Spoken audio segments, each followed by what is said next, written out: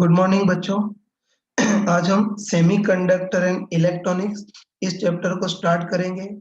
लेकिन मैं शुरू में से ही बता रहा हूँ तुमको कि actually chapter JEE mains, NEET और बोर्ड के पेपर में काफी ज्यादा वेटेज रखता है।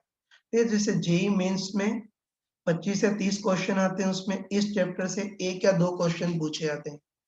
उसके बाद जो कोई मेडिकल का बच्चा अगर इस वीडियो को देख रहा हो तो नीट में तो इसके 4 से 5 क्वेश्चन हर साल आते हैं और बोर्ड में भी इसका काफी ज्यादा वेटेज होता है।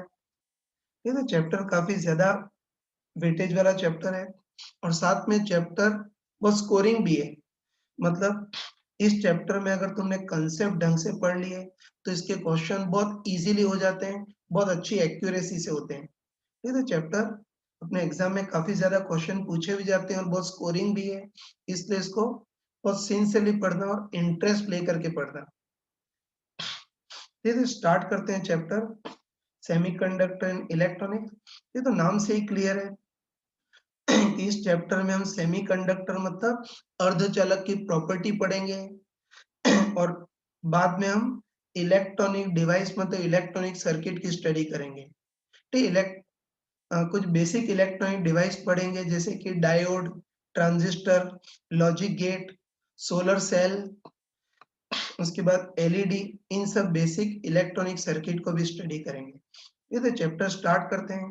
देखो इस चैप्टर में सबसे पहला कंसेप्ट आता है ठोस में एनर्जी बैंड्स, या इंग्लिश में बोलते हैं एनर्जी बैंड्स इन सॉलिड। वो एक बार ठोस में एनर्जी बैंड के बारे में पढ़ लेते हैं। देखो एनर्जी बैंड सुनते ही अधिकतर बच्चों के दिमाग में यही आता है कि पूरी इनऑर्गेनिक केमिस्ट्री में तो हमने ऊर्जा स्तर मतलब एनर्जी लेवल पढ़े हैं, अब ये एनर्जी बैंड कहाँ से बीच में आ गया, है दिमाग में आता है। इनऑर्गेनिक केमिस्ट्री में या फिजिक्स में भी अभी तक तो हमने ऊर्जा स्तर मतलब एनर्जी लेवल पढ़े, अब ये एनर्जी बैंड कहाँ से बीच में आ गया, ये सोचते हैं। ये तो देखो इसको हम आगे डिटेल में पढ़ेंगे, लेकिन इसका एक लाइन का आंसर ये है, इसका एक लाइन का आंसर ये है कि इनऑर्गेनिक केमिस्ट्री में तुम जितने भी केस लेते हो उसमें परमाणु विलगित होता है। ठीक है, तो बिल्कुल अकेला होता है। और ध्यान रखना कि अगर परमाणु विलगित हो तब तो इसके एनर्जी लेवल मतलब ऊर्जा स्तर बिल्कुल शार्प होंगे और वेल डिफाइंड होंगे, जिसको विविक्त बोलते हैं। ठीक है, तो ये ध्यान रखना कि इनऑर्गेनिक केमिस्ट्री में तुमने हमेशा विलगित परमाणु तो अकेले परमाणु की स्टडी की है और तुमको पता होगा कि अगर परमाणु बिल्कुल विलगित या अकेला हो तब तो उसके एनर्जी लेवल बिल्कुल शार्प होते हैं, मतलब वेल डिफाइंड होते हैं। ठीक, लेकिन तुम बताओ कि प्रैक्टिकली ठोस में कोई परमाणु विलगित नहीं रहता है ना, हमको पता है कि प्रैक्टिकली किसी भी ठोस में परमाणु विलगित नहीं होता है। एक्चुअली ठोस में बहुत सारे परमाणु क्रिस्टल में बंधे होते हैं, ये तो हमको पता है कि प्रैक्टिकली ठोस में परमाणु विलगित नहीं होता है।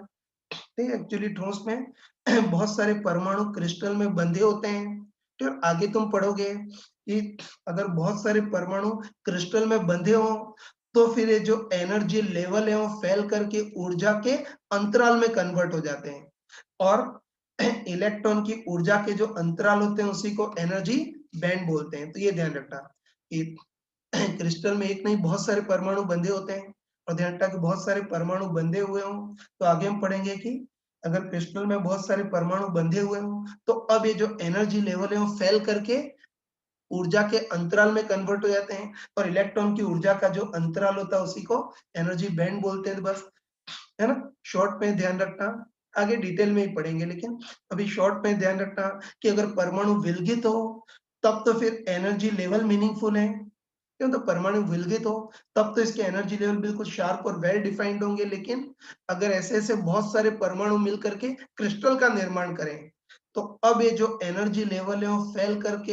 एनर्जी सॉरी अब ये एनर्जी लेवल फैल करके ऊर्जा के सतत अंतराल में कन्वर्ट हो जाएंगे और इलेक्ट्रॉन की ऊर्जा का जो अंतराल होता है उसी को एनर्जी बैंड बोलते हैं। बस एक ही चीज कि परमाणु विलगित हो तब एनर्जी लेवल मीनिंगफुल होंगे और अगर बहुत सारे परमाणु मिलकर के क्रिस्टल बना रहे हैं तो फिर एनर्जी लेवल किसमें कन्वर्ट हो जाएंगे, एनर्जी बैंड में कन्वर्ट हो जाएंगे। तो ये मैंने इसके रिजल्ट को बता दिया।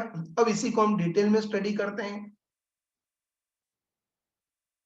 ठीक है, अब हम इसको थोड़ा डिटेल में स्टडी करते हैं तो देखते हैं कि क्रिस्टल में बहुत सारे परमाणु पास पास सटे हुए हो तो एनर्जी लेवल फेल करके एनर्जी बैंड में कैसे कन्वर्ट होंगे वो देखते हैं। तो देखो वैसे तो ये चीज तुमने इनऑर्गेनिक केमिस्ट्री में मॉलिक्यूलर ऑर्बिटल थ्योरी में ये चीज पढ़ी होगी, है तो ध्यान रखना।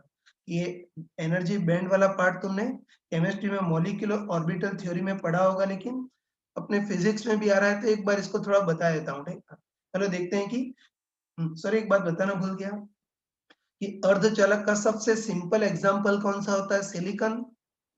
इसलिए हम ज्यादातर सिलिकॉन को स्टडी करेंगे। ठीक है, तो चलो अब थोड़ा सा डिटेल में देखते हैं। मतलब देखते हैं कि सिलिकॉन का परमाणु विलगित हो तब क्या होगा, फिर देखते हैं कि सिलिकॉन के 2 परमाणु पास पास सटे हो तब क्या होगा, सिलिकॉन के 5 परमाणु पास पास सटे हो तब क्या होगा, और और क्रिस्टल में अगर सिलिकॉन के बहुत सारे परमाणु 10 की पावर 23 परमाणु पास पास सटे हो तब क्या होगा, उसको एक बार केमिस्ट्री के अकॉर्डिंग देख लेते हैं। चलो पहले केस में मान लेते हैं कि सिलिकॉन का परमाणु बिल्कुल विलगित है और इनऑर्गेनिक केमिस्ट्री में तुम विलगित परमाणु की स्टडी करते हो। ठीक है, चलो पहले मान लेते हैं कि सिलिकॉन का परमाणु विलगित है ना। तुम सभी को पता होगा कि अगर सिलिकॉन का परमाणु विलगित हो तब तो इसके एनर्जी लेवल बिल्कुल शार्प होंगे, मतलब वेल डिफाइंड होंगे, और इसमें इलेक्ट्रॉन का कॉन्फ़िगरेशन या इसमें इलेक्ट्रॉन का विन्यास भी तुमने पढ़ा होगा। ठीक है, तुम सभी को पता है कि सिलिकॉन में 14 इलेक्ट्रॉन होते हैं ना पढ़ा होगा। तो वही सिलिकॉन में 14 इलेक्ट्रॉन होते हैं, तो उसका इलेक्ट्रॉन विन्यास क्या होता है? 1s2 2s2 2p6 3s2 और 3p2, ये इसका इलेक्ट्रॉन का विन्यास है। ठीक है, मतलब जो 1s कक्षा के उसमें 2 इलेक्ट्रॉन, 2s में भी 2 इलेक्ट्रॉन, 3s में से 6 इलेक्ट्रॉन होंगे।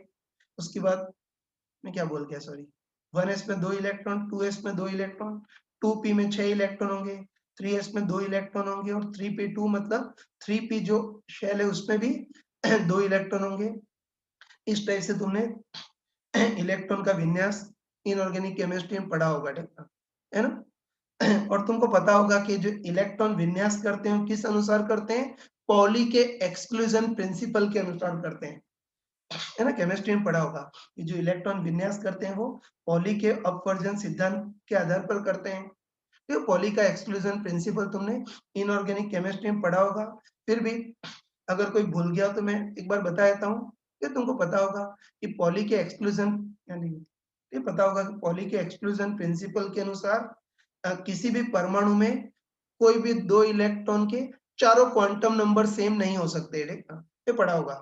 ठीक है कि किसी भी परमाणु में अगर कोई भी 2 इलेक्ट्रॉन ले तो उनके एक दो क्वांटम नंबर भले ही सेम हो लेकिन चारों क्वांटम नंबर सेम नहीं हो सकते हैं। ठीक है, अब इंटरेस्टिंग चीज ये है कि पॉली का एक्सक्लूजन प्रिंसिपल तो सॉरी पॉली का एक्सक्लूजन प्रिंसिपल तुमने परमाणु के लिए तो पढ़ा होगा कि किसी परमाणु में 2 इलेक्ट्रॉन के चारों क्वांटम नंबर सेम नहीं हो सकते, लेकिन ध्यान रखना कि अगर मॉलिक्यूलर ऑर्बिटल थ्योरी का यूज करें तो यही कंसेप्ट किसी अणु या मॉलिक्यूल के लिए भी बोल सकते हैं। तो ध्यान रखना मॉलिक्यूलर ऑर्बिटल थ्योरी के अनुसार यही जो नियम है वो किसी अणु के लिए भी बोल सकते हैं। मतलब ध्यान रखना कि किसी परमाणु में नहीं, किसी अणु में भी, है ना, किसी परमाणु नहीं किसी अणु मतलब किसी मॉलिक्यूल में भी 2 इलेक्ट्रॉन्स के चारों क्वांटम नंबर सेम नहीं हो सकते। ठीक है, और इसको एक्सटेंड करें तो ये चीज ठोस क्रिस्टल के लिए भी बोल सकते हैं, है ना। मॉलिक्यूलर ऑर्बिटल थ्योरी के अनुसार ये होता है। ये चीज परमाणु के लिए वैलिड है, मॉलिक्यूल मतलब अणु के लिए भी वैलिड है, और एक्सटेंड करें तो ये चीज किसी ठोस क्रिस्टल के लिए भी वैलिड है। ठीक है, मतलब ध्यान रखना कि किसी ठोस क्रिस्टल में भी कोई भी 2 इलेक्ट्रॉन के चारों क्वांटम नंबर सेम नहीं हो सकते। तो ध्यान रखना कि कोई भी परमाणु हो या कोई अणु हो या कोई ठोस क्रिस्टल हो, उसमें अगर कोई भी 2 इलेक्ट्रॉन ले तो उनके एक दो क्वांटम नंबर तो सेम हो सकते हैं लेकिन चारों क्वांटम नंबर सेम नहीं हो सकते। तो ये पॉली का एक्सक्लूजन प्रिंसिपल तुमने पढ़ा होगा, लेकिन मेन चीज है कि परमाणु के लिए वैलिड है तो मॉलिक्यूलर ऑर्बिटल थ्योरी के अनुसार ये चीज अणु है और ठोस क्रिस्टल के लिए भी वैलिड है। बस ये इलेक्ट्रॉन सॉरी विलगित सॉरी विलगित सिलिकॉन का परमाणु तो इसके इलेक्ट्रॉन विन्यास हम पॉली के एक्सक्लूजन प्रिंसिपल के अनुसार करते हैं, है ना। बाकी मेन चीज ये कि सिलिकॉन का परमाणु अगर विलगित हो तो इसके एनर्जी लेवल बिल्कुल वेल डिफाइंड होंगे, मतलब शार्प होंगे, शार्प होने का मतलब समझते हो ना? जैसे मान लेते हैं कि पहले कक्षक की ऊर्जा -13.6 इलेक्ट्रॉनिक वोल्ट है। वैसे इतनी होती तो नहीं है, ये तो हाइड्रोजन परमाणु की होती है। लेकिन मान लेते हैं, चलो मान लेते हैं कि पहले कक्षक की ऊर्जा -13.6 इलेक्ट्रॉनिक वोल्ट है। ठीक है, तो इसका मतलब है कि पहले कक्षक में जो दोनों इलेक्ट्रॉन होंगे उसकी ऊर्जा एग्जैक्टली -13.6 होगी, है ना? किसी की भी कम और किसी की भी ज्यादा नहीं होगी। ठीक है, तो ध्यान रखना कि पहले कक्षक की ऊर्जा अगर इतनी है तो पहले कक्षक में जो दोनों इलेक्ट्रॉन होंगे उसकी ऊर्जा एग्जैक्टली -13.6 इलेक्ट्रॉनिक वोल्ट ही होगी। इसको बोलते हैं कि एनर्जी लेवल शार्प है। ऐसे ही दूसरे कक्षक की ऊर्जा चलो -3.4 मान लेते हैं। ठीक है, तो ध्यान रखना कि दूसरे कक्षक में जो दोनों इलेक्ट्रॉन होंगे उनकी ऊर्जा एग्जैक्टली -3.4 होगी, है ना? तो बस बोल सकते हैं कि पहले कक्षक में दोनों इलेक्ट्रॉन है उनकी ऊर्जा एग्जैक्टली -13.6, दूसरे कक्षक में जो दोनों इलेक्ट्रॉन है उसकी ऊर्जा एग्जैक्टली -3.4, तो इनकी ऊर्जा एग्जैक्टली इतनी होगी। इसी को ही हम बोलते हैं कि इसके एनर्जी लेवल शार्प होते हैं, मतलब वेल डिफाइंड होते हैं। ठीक है, तो ये हम अपनी फिजिक्स में भी देख चुके हैं। ये तो हमको अच्छे पता है कि सिलिकॉन का परमाणु बिल्कुल अकेला हो या विलगित हो तब तो इसके एनर्जी लेवल बिल्कुल शार्प होते हैं, मतलब बिल्कुल वेल डिफाइंड होते हैं। तो ये तो हम कई बार पढ़ चुके हैं, लेकिन चलो अब आगे बढ़ते हैं। तो देखो अभी जो केस था उसमें तो सिलिकॉन का परमाणु बिल्कुल विलगित था, मतलब बिल्कुल अकेला था। लेकिन चलो अब मान लेते हैं कि दो सिलिकॉन के परमाणु बहुत पास पास आ गए, इतने पास पास आ गए जैसे कि दो परमाणु मिलकर के अणु बना रहे हो, है ना? तो चलो चलो अब मान लेते हैं कि दो सिलिकॉन के परमाणु बहुत ही पास पास आ गए हैं। ये दो सिलिकॉन के परमाणु बिल्कुल पास पास आ गए, मतलब जुड़ गए। तो बस अब हमको देखना है कि अब इस सिलिकॉन परमाणु और इस सिलिकॉन परमाणु के इलेक्ट्रॉन कॉन्फ़िगरेशन या एनर्जी लेवल कैसे होंगे वो देखना है। ठीक है, तुम बताओ। जैसे मान लेते हैं कि पहले सिलिकॉन के एनर्जी लेवल ऐसे हैं, तो बताओ इसके साथ जुड़ा हुआ जो दूसरा सिलिकॉन का परमाणु है उसके भी एनर्जी लेवल क्या एग्जैक्टली इसके बराबर हो सकते हैं क्या? है ना? सोच के बताओ कि पहले सिलिकॉन के अगर एनर्जी लेवल ऐसे हो तो उसके साथ जुड़ा हुआ जो दूसरा सिलिकॉन परमाणु है उसके भी क्या एनर्जी लेवल एग्जैक्टली इसके बराबर हो सकते हैं क्या? नहीं हो सकते हैं। ये ध्यान रखना, इसके साथ जुड़ा हुआ जो दूसरा सिलिकॉन के परमाणु है उसके एनर्जी लेवल एग्जैक्टली इसके बराबर नहीं हो सकते हैं। ठीक, क्योंकि तुम बताओ कि दूसरे सिलिकॉन के भी एनर्जी लेवल एग्जैक्टली इसके बराबर हुए तो फिर पॉली के एक्सक्लूजन प्रिंसिपल का उल्लंघन हो जाएगा, है ना? तुम सोच के बताओ कि दूसरे सिलिकॉन परमाणु के भी अगर एनर्जी लेवल इसके बिल्कुल एग्जैक्टली बराबर हुए तो बताओ फिर इस इलेक्ट्रॉन और इस इलेक्ट्रॉन के चारों क्वांटम नंबर सेम हो जाएंगे। बोल सकते हैं ना कि जुड़ा हुआ जो दूसरा सिलिकॉन का परमाणु है उसके भी अगर एनर्जी लेवल इसके बिल्कुल बराबर हो गए तब तो बताओ इस इलेक्ट्रॉन और इस इलेक्ट्रॉन के चारों क्वांटम नंबर सेम हो जाएंगे। ठीक है ना? वैसे बताओ इस इलेक्ट्रॉन की बात करें तो इस इलेक्ट्रॉन और इस इलेक्ट्रॉन के भी चारों क्वांटम नंबर सेम हो जाएंगे, मतलब पॉली के नियम का उल्लंघन हो जाएगा। ये तो पॉली की जो आत्मा है वो स्वर्ग से उतर करके और हमको परेशान करेगी, नहीं ना? तो बस पक्का बोल सकते हैं कि दो सिलिकॉन के परमाणु पास पास में जुड़े हुए हों, ठीक है ना? तो ध्यान रखना है कि दोनों सिलिकॉन के एनर्जी लेवल एग्जैक्टली बराबर नहीं हो सकते हैं। अगर दूसरे सिलिकॉन के भी एनर्जी लेवल एग्जैक्टली अगर इसके बराबर हुए तो फिर पॉली के एक्सक्लूजन प्रिंसिपल का उल्लंघन हो जाएगा, ठीक है? बस इस केस में इनके एनर्जी लेवल कैसे होंगे वो देखना है ना? बस देख लिया कि अगर एनर्जी लेवल दोनों के अगर एग्जैक्टली बराबर हो गए तो पॉली के एक्सक्लूजन प्रिंसिपल का उल्लंघन हो जाएगा। ये तो बस अब देखते हैं कि अब इनके एनर्जी लेवल किस टाइप से होंगे वो देखते हैं, ठीक है? देखो इस चीज को तुमने केमिस्ट्री में मॉलिक्यूलर ऑर्बिटल थ्योरी में पढ़ा होगा। ये तो देखो तुमने मॉलिक्यूलर ऑर्बिटल थ्योरी में पढ़ा होगा कि अगर दो सिलिकॉन के परमाणु बहुत पास पास आ जाएं तो अब इनके जो एटॉमिक ऑर्बिट है वो अतिव्यापित होते हैं। ये तो केमिस्ट्री में मॉलिक्यूलर ऑर्बिटल थ्योरी में पढ़ा होगा कि अगर दो सिलिकॉन के परमाणु बहुत पास पास आ जाएं तो अब इनके एटॉमिक ऑर्बिट अतिव्यापित होते हैं और एटॉमिक ऑर्बिट अतिव्यापित होकर के दो मॉलिक्यूलर ऑर्बिट बनाते हैं, है ना? तो ये ध्यान रखना है, ये तुमने मॉलिक्यूलर ऑर्बिटल थ्योरी में पढ़ा होगा। और चिंता मत करना, मैं जो जो बता रहा हूँ एग्जैक्टली वो बिल्कुल प्रॉपर किताबी शब्दों में लिखा भी है, ठीक है? ताकि तुमको नोट्स बनाने में कोई प्रॉब्लम नहीं हो, ठीक है ना? तो अभी जस्ट समझना ये तो तुमने मॉलिक्यूलर ऑर्बिटल थ्योरी में पढ़ा होगा कि अगर दो सिलिकॉन के परमाणु, सॉरी दो सिलिकॉन के परमाणु बहुत पास पास आ जाए, मतलब दोनों अगर जुड़ जाए, तो फिर इनके, है ना, तब इनके एटॉमिक ऑर्बिट अतिव्यापित होते हैं, और एटॉमिक ऑर्बिट अतिव्यापित होकर के दो मॉलिक्यूलर ऑर्बिट बनाते हैं। तो ये ध्यान रखना, सिलिकॉन के परमाणु पास पास आ जाए तो इनके ऑर्बिट अतिव्यापित होते हैं, और अतिव्यापित होकर के दो मॉलिक्यूलर ऑर्बिट बनाते हैं जिनकी ऊर्जा थोड़ी सी डिफरेंट होती है। ये तो ध्यान रखना, दो सिलिकॉन के परमाणु पास-पास आ जाए तो इनके ऑर्बिट्स, मतलब इनके कक्षक अतिव्यापित होते हैं, और अतिव्यापित होकर के दो मॉलिक्यूलर ऑर्बिट बनाते हैं जिनकी ऊर्जा थोड़ी सी डिफरेंट होती है, ठीक है। उसमें एक को तुम बॉन्डिंग ऑर्बिटल बोलते हो और दूसरे को नॉन बॉन्डिंग ऑर्बिटल बोलते हो, ठीक है।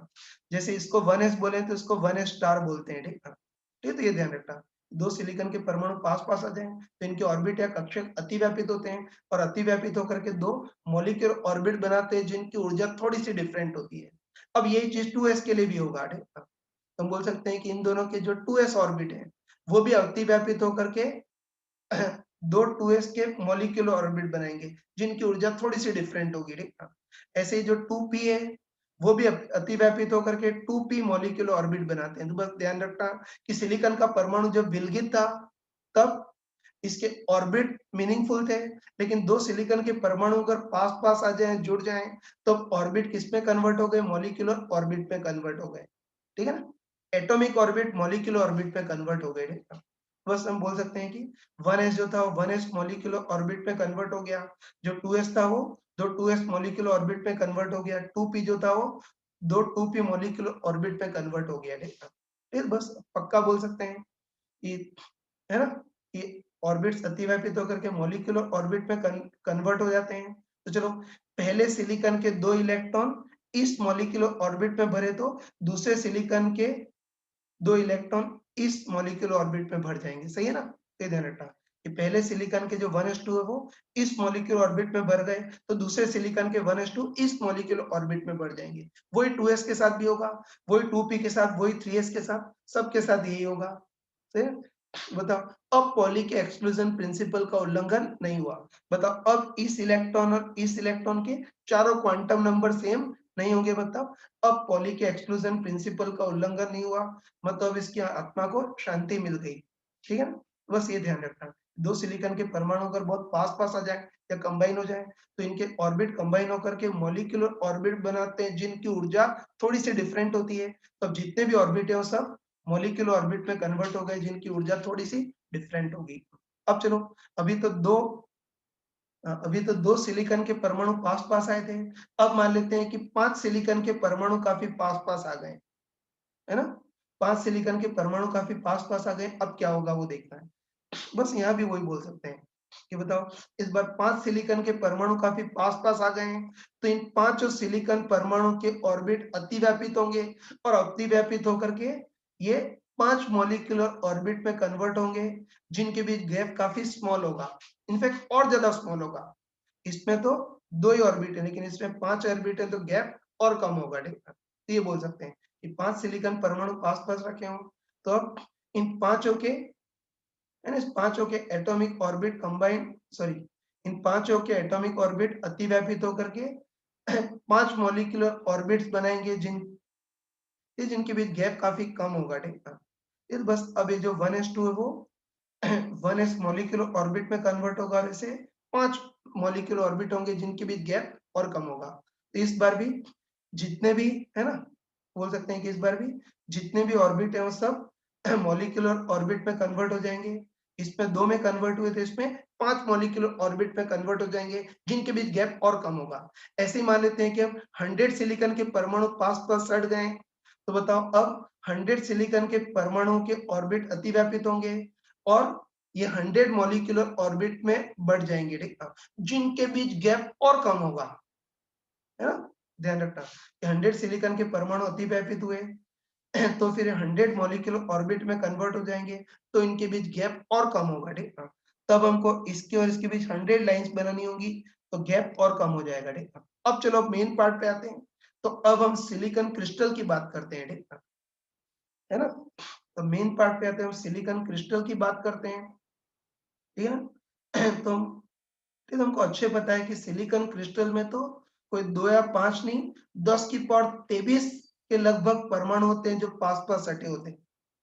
है ना? तो चलो, अब हम सिलिकॉन चिप या सिलिकॉन के क्रिस्टल की बात करते हैं। तो हमको पता है कि सिलिकॉन के क्रिस्टल में कोई 2 या 5 ही नहीं, इसमें तो 10 की पावर 23 सिलिकॉन के परमाणु बिल्कुल पास-पास सटे होते हैं। और ये 10 की पावर 23 है, उसको कैपिटल एन बोलते हैं, ठीक है? वही की सिलिकॉन क्रिस्टल की बात करते हैं। तो सिलिकॉन क्रिस्टल में 1-2 नहीं, 10 की पावर 23 सिलिकॉन परमाणु जिसको कैपिटल एन बोलते हैं ना, तो सिलिकॉन क्रिस्टल में तो कैपिटल एन बराबर 10 की पावर 23 सिलिकॉन के परमाणु बिल्कुल पास-पास सटे होते हैं। बताओ, अब 10 की पावर 23 सिलिकॉन के जो परमाणु हैं, उनके भी एटॉमिक ऑर्बिट अतिव्यापित होंगे और अतिव्यापित होकर के 10 की पावर 23 मॉलिक्यूलर ऑर्बिट पे कन्वर्ट हो जाएंगे।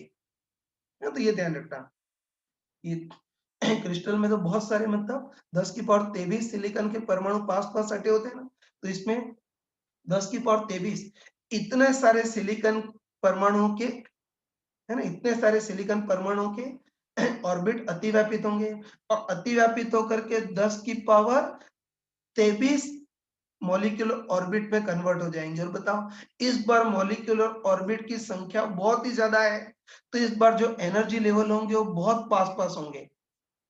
है, तो ध्यान रखना, इस बार इतने सारे सिलिकॉन के, है ना, इतने सारे सिलिकॉन एटम के ऑर्बिट कंबाइन होकर के 10 की पावर 23 मॉलिक्यूलर ऑर्बिट में कन्वर्ट हो जाएंगे।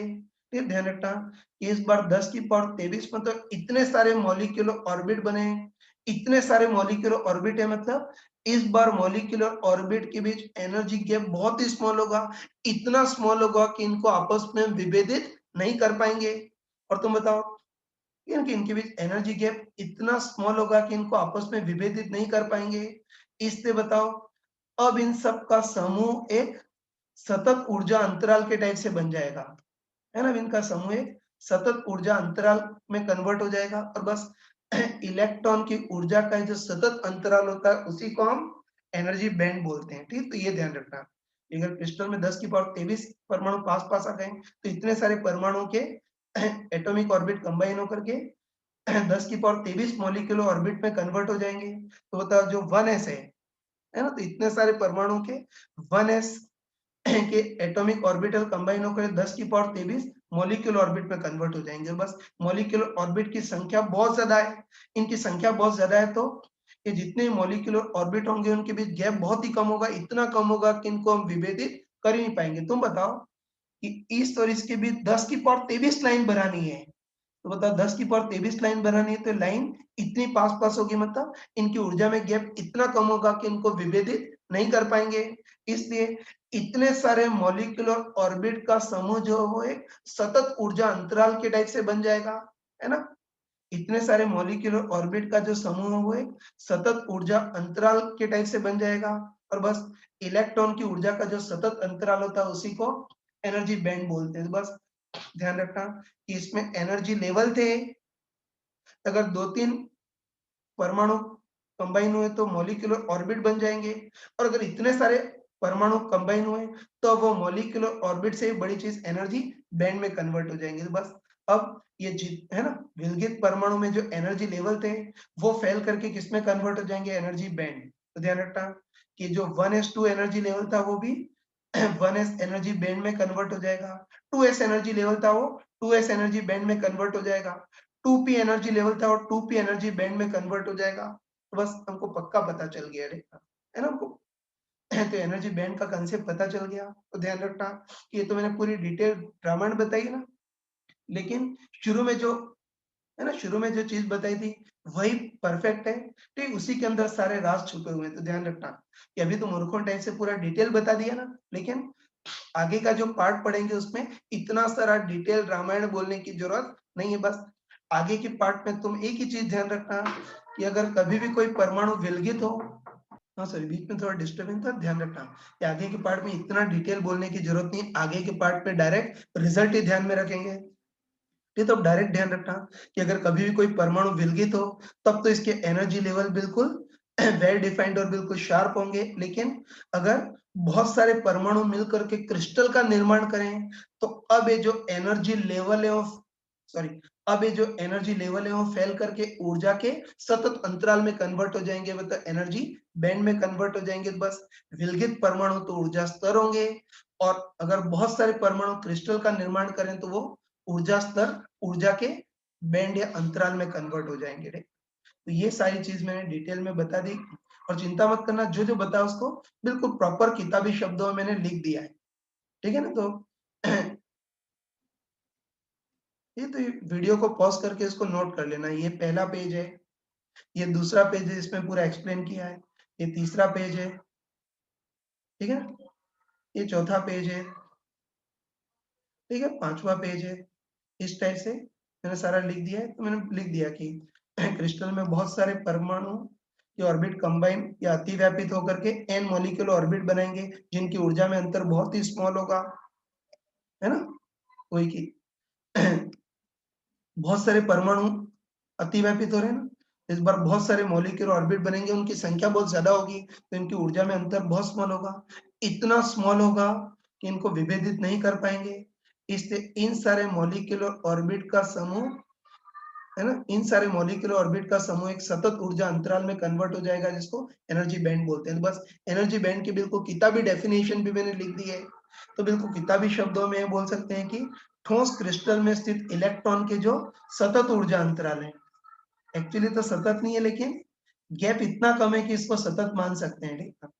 बस किताबी शब्दों में बोल सकते हैं हम कि ठोस क्रिस्टल में स्थित इलेक्ट्रॉन के जो सतत ऊर्जा अंतराल होते हैं उसी को एनर्जी बैंड बोलते हैं। तो ये सारी चीज मैंने बता दी, ठीक है। चलो अब आगे बढ़ते हैं। हाँ बच्चों, ये तो एनर्जी बैंड के बारे में हमने सारे कंसेप्ट पढ़ लिए, अब आगे बढ़ते हैं।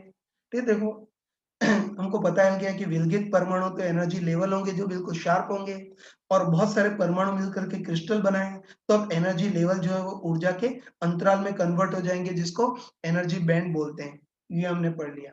अब देखो, जैसे सिलिकॉन की एनर्जी, सॉरी, सिलिकॉन का कोई क्रिस्टल है तो इसके एनर्जी बैंड ऐसे बहुत सारे होंगे, ये लेकिन देखो हम ऐसा करते हैं कि जो है ना, अब हम ऐसा करते हैं कि जो बाह्यतम इलेक्ट्रॉन है उसी के एनर्जी बैंड पर कंसंट्रेट करते हैं। ये तुम खुद बताओ, ये तो हम ऐसा करते हैं कि जो बाह्यतम इलेक्ट्रॉन है उसी के एनर्जी बैंड को कंसंट्रेट करते हैं। ये तुम खुद ही बताओ कि सहसंयोजी बंध बनाने में भी बाह्यतम इलेक्ट्रॉन का यूज होता है, और अगर विद्युत धारा बहनी है तो वो भी बाह्यतम इलेक्ट्रॉन के कारण ही बहती है। बाकी अंदर वाले इलेक्ट्रॉन न तो धारा बहाते हैं और न सहसंयोजी बंध बनाते हैं। तो ध्यान रखना कि जो सहसंयोजी बंध बनाते हैं वो भी बाह्यतम इलेक्ट्रॉन ही बनाते हैं, और धारा के रूप में जो बहते हैं वो भी बाह्यतम इलेक्ट्रॉन ही बहते हैं। इससे हम अंदर वाले बैंड पर ध्यान नहीं देंगे, हम केवल बाह्यतम इलेक्ट्रॉन के बैंड को ही कंसंट्रेट करते हैं, है ना। तो हम केवल बाह्यतम एनर्जी बैंड पे ही कंसंट्रेट करते हैं, ठीक है।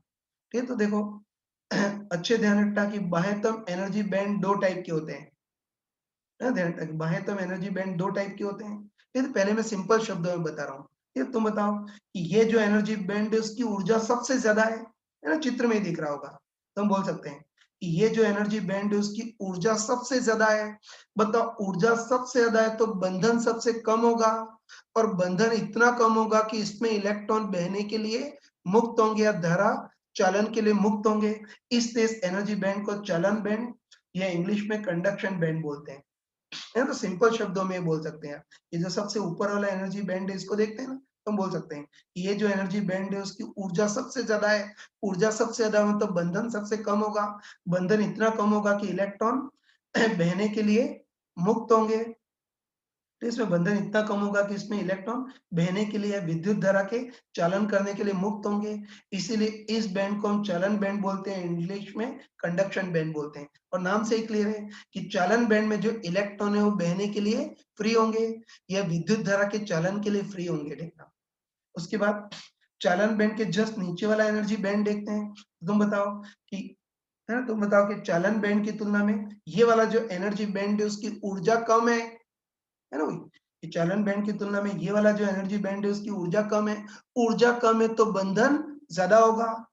तो ध्यान रखना कि चालन बैंड की तुलना में इस वाले एनर्जी बैंड की ऊर्जा कम है तो बंधन ज्यादा होगा, और बंधन ज्यादा होगा मतलब इसमें जो इलेक्ट्रॉन होंगे वो सहसंयोजी बंधों से बंधे होंगे।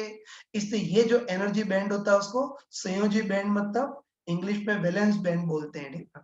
है ना। तो ये ध्यान रखना कि चालन बैंड की तुलना में इस एनर्जी बैंड की ऊर्जा कम होती है, ऊर्जा कम होगी तो बंधन ज्यादा होगा, मतलब इसमें इलेक्ट्रॉन सहसंयोजी बंधों से बंधे होंगे, इससे इस एनर्जी बैंड को संयोजी बैंड मतलब वैलेंस बैंड बोलते हैं, ठीक है। और ध्यान रखना इस संयोजी बैंड में जो भी इलेक्ट्रॉन है वो सहसंयोजी बंधों से बंधे होते हैं, ठीक है। हमने पता लगा लिया कि आउटर मोस्ट इलेक्ट्रॉन के एनर्जी बैंड दो टाइप के होते हैं, एक तो संयोजी बैंड जिसमें इलेक्ट्रॉन सहसंयोजी बंधों से बंधे होंगे, और एक चालन बैंड मतलब कंडक्शन बैंड जिसमें इलेक्ट्रॉन बहने के लिए मुक्त होंगे, है ना। ये देख लिया, ठीक है। तो संयोजी और चालन बैंड के बारे में देख लिया, ठीक है। अब और आगे बढ़ाओ, ये चिंता मत करना, ये भी जो बोल रहा हूँ वो मैंने प्रॉपर शब्दों में लिख रखा है, ठीक है। ये मैंने यहाँ लिख रखा है, ठीक है, संयोजी बैंड और चालन बैंड के बारे में, ठीक है। तो संयोजी बैंड और चालन बैंड के बारे में पढ़ लिया, अभी तो मैंने सिंपल शब्दों में बताया, ठीक है। इसी को, है ना, इसी चीज को थोड़ा किताबी शब्दों में बोल सकते हैं, ठीक है। ये संयोजी बैंड को अगर किताबी शब्दों में बोलना हो तो ये बोल सकते हैं कि 0 केल्विन ताप पर, ठीक, 0 केल्विन ताप पर वह बैंड जिसमें इलेक्ट्रॉन उपस्थित होंगे, सॉरी बीच में डिस्टर्बेंस था, ठीक। तो ध्यान रखना कि मैंने सिंपल शब्दों में बताया, इसी को किताबी शब्दों में बोल सकते हैं। तो पहले संयोजी बैंड की किताबी डेफिनेशन, ये तो संयोजी बैंड की किताबी डेफिनेशन ये बोल सकते हैं, है ना। ये बोल सकते हैं कि इलेक्ट्रॉन का वह बैंड जिसमें 0 केल्विन ताप पर भी इलेक्ट्रॉन भरे होंगे उसको संयोजी बैंड बोलते हैं, है तो किताबी शब्दों में बोल सकते हैं कि इलेक्ट्रॉन, है ना, वह एनर्जी बैंड जिसमें 0 केल्विन ताप पर भी क्या हो रहा है, वह एनर्जी बैंड जिसमें 0 केल्विन ताप पर भी इलेक्ट्रॉन भरे होंगे उसको संयोजी बैंड या वैलेंस बैंड बोलते हैं, है ना। उनको पता है इसकी ऊर्जा कम तो बंधन ज्यादा होगा, इसमें सारे इलेक्ट्रॉन सहसंयोजी बंधों से बंधे होंगे। फिर चालन बैंड की डेफिनेशन, तो हम बोल सकते हैं कि संयोजी बैंड के जस्ट ऊपर वाला एनर्जी बैंड जो होता है उसको चालन बैंड बोलते हैं।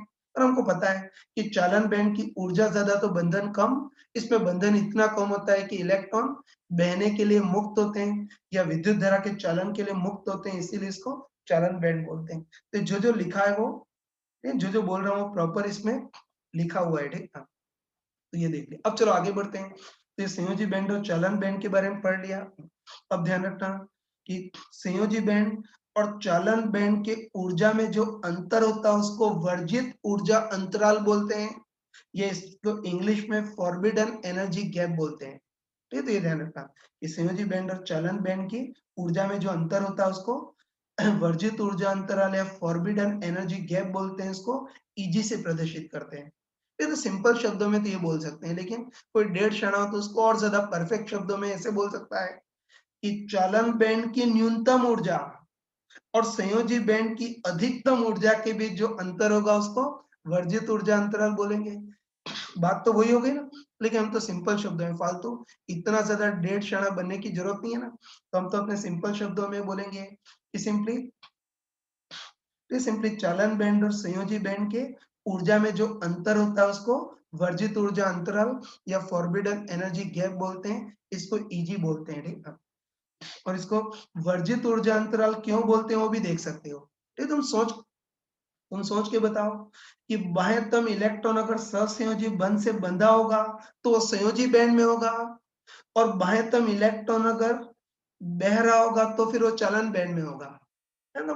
कंफर्म बोल सकते हैं कि बाह्यतम इलेक्ट्रॉन अगर सहसंयोजी बंधों से बंधा होगा तो वो संयोजी बैंड में होगा, और बाह्यतम इलेक्ट्रॉन अगर बह रहा होगा तो फिर वो चालन बैंड में होगा। मतलब बोल सकते हैं कि बाह्यतम इलेक्ट्रॉन या तो संयोजी बैंड में होगा या फिर चालन बैंड में होगा, इसके बीच नहीं हो सकता ना।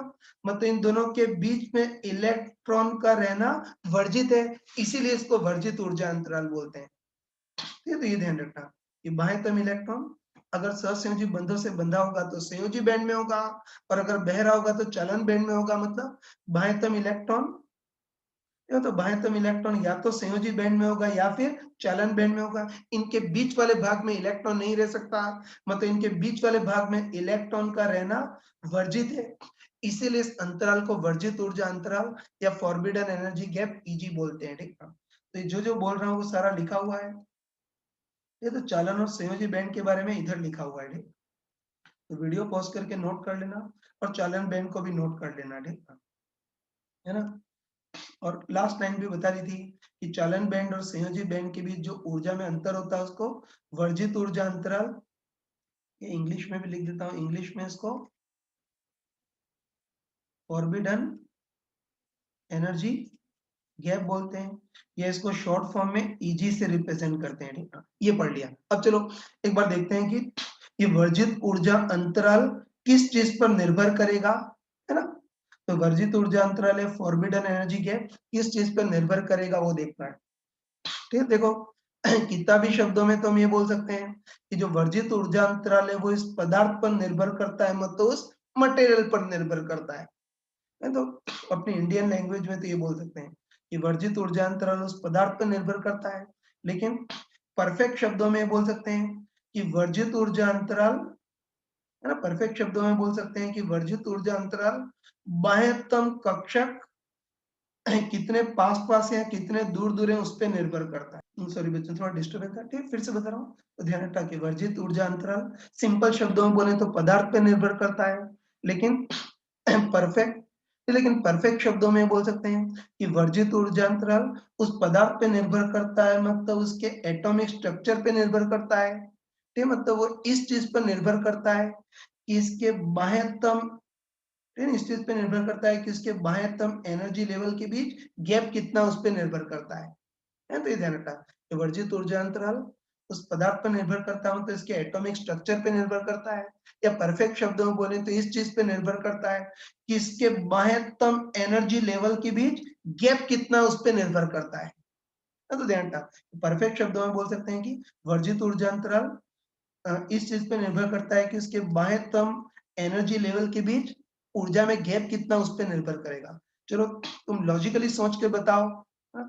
तुम लॉजिकली सोच के बताओ कि अगर किसी, सॉरी, लॉजिकली सोच के बताओ कि किसी परमाणु के बाह्यतम कक्षक काफी पास पास हो, मतलब बाह्यतम कक्षक के एनर्जी में गैप कम हो, तो जब वो क्रिस्टल बनाएगा तो वर्जित ऊर्जा अंतराल भी काफी कम होगा, ये बोल सकते हैं। और ऐसे तुम बताओ कि अगर किसी परमाणु के बाह्यतम कक्षक अगर दूर दूर हो, है ना, वही किसी परमाणु के बाह्यतम कक्षक अगर काफी दूर दूर हो, मतलब बाह्यतम कक्षक के एनर्जी के बीच डिफरेंस ज्यादा हो, तो जब वो क्रिस्टल बनाएगा तो वर्जित ऊर्जा अंतराल भी ज्यादा होगा, है। तो ये ध्यान रखना है, मैं एक बार फिर से बोल रहा हूँ, तो ध्यान रखना कि वर्जित ऊर्जा अंतराल इसके एटॉमिक स्ट्रक्चर पे निर्भर करता है, मतलब इस चीज पे निर्भर करता है कि इसके बाह्यतम एनर्जी लेवल के बीच गैप कितना होगा, उस पर निर्भर करता है। ये तुम लॉजिकली बताओ कि अगर किसी परमाणु के बाह्यतम एनर्जी लेवल काफी पास पास हो, मतलब बाह्यतम एनर्जी लेवल के बीच गैप कम हो, तो जब वो क्रिस्टल बनाएगा तो बाह्यतम एनर्जी बैंड के बीच भी गैप काफी कम होगा, मतलब वर्जित ऊर्जा अंतराल कम होगा। और ऐसे बताओ कि अगर किसी, है ना, ऐसे तुम बताओ कि अगर किसी परमाणु के बाह्यतम कक्षक काफी दूर दूर हो, मतलब बाह्यतम एनर्जी लेवल के बीच गैप ज्यादा हो, है ना, वही अगर किसी परमाणु के बाह्यतम कक्षक काफी दूर दूर हो, मतलब बाह्यतम एनर्जी लेवल के बीच गैप काफी ज्यादा हो, तो जब वो क्रिस्टल बनाएगा तो उसके संयोजी और चलन बैंड के बीच भी गैप काफी ज्यादा होगा, मतलब वर्जित ऊर्जा अंतराल काफी ज्यादा होगा। ठीक है, ये देख लिया। लेकिन अब देखो अब कई बार हमको पूछता है कि जैसे आवर्त सारिणी में कोई एक ही कॉलम के बहुत सारे पदार्थ हैं, किसका वर्जित ऊर्जा अंतराल कम होगा और किसका ज्यादा होगा, ये पूछता है ना। तो क्या आवर्त सारिणी में एक ही कॉलम के बहुत सारे पदार्थ हैं, किसका वर्जित ऊर्जा अंतराल कम और किसका ज्यादा होगा वो देखना है। ये तो इसको लॉजिकली हम सोच सकते हैं, है ना, हम लॉजिकली सोच सकते हैं। ये तो हम क्लियरली बोल सकते हैं, बताओ जिस परमाणु का बाह्यतम कक्षक काफी निम्न हो, है ना, तुम बताओ कि जिस परमाणु का बाह्यतम कक्षक काफी निम्न हो, तो हमको अच्छे पता है कि बोर्स थ्योरी, है ना, हमको अच्छे पता है कि बोर्स थ्योरी के अनुसार नीचे जो कक्षक होते हैं उसमें एनर्जी गैप ज्यादा होता है ना, पढ़ा होगा, बोर्स थ्योरी में तुमने पढ़ा होगा कि जो नीचे वाले कक्षक होते हैं उसमें गैप काफी ज्यादा होता है, और ऊपर वाले जो कक्षक होते हैं उसमें गैप काफी कम होता है। तो बस हम बोल सकते हैं, है ना, ये तो हम बोल सकते हैं कि, हाँ हाँ, ये तो हम बोल सकते हैं कि अगर किसी परमाणु का बाह्यतम कक्षक अगर काफी निम्न हो, है ना, वही किसी परमाणु का बाह्यतम कक्षक काफी निम्न हो, तो फिर उसमें एनर्जी गैप काफी ज्यादा होगा, तो जब वो क्रिस्टल बनाएगा तो वर्जित ऊर्जा अंतराल भी काफी ज्यादा होगा। और ऐसे बताओ कि ऐसा परमाणु जिसका बाह्यतम कक्षक काफी उच्च हो, है ना, ये सोच सकते हैं कि बताओ ऐसा परमाणु जिसका बाह्यतम कक्षक काफी उच्च हो, तो बताओ ऊपर गैप काफी कम कम होते हैं, है ना, ऊपर एनर्जी लेवल के गैप काफी कम होते हैं, तो जब वो क्रिस्टल बनाएगा तो वर्जित ऊर्जा अंतराल भी बहुत कम होगा। ठीक है, ये बोल सकते हैं। देखो ये जैसे हम एक ही कॉलम के बहुत सारे पदार्थों को कंपेयर करते हैं, जैसे कार्बन फैमिली को ही कंपेयर करते हैं। ये तो बताओ कार्बन फैमिली का जो कॉलम है उसमें कार्बन, अगला सिलिकॉन, फिर जर्मेनियम और फिर टिन। तो हमको पूछा है कि इन सब के वर्जित ऊर्जा अंतराल का क्रम क्या होगा, मतलब किसका वर्जित ऊर्जा अंतराल कम होगा और किसका ज्यादा होगा वो देखना है। ठीक है, तो देखो इसको भी हम इसी कंसेप्ट से कर सकते हैं। चलो पहले कार्बन की बात करते हैं। ये तो हम सभी को पता है, इन सबके बाह्यतम कक्षक कौन से हो, तुमने इनऑर्गेनिक केमिस्ट्री में पढ़ा होगा।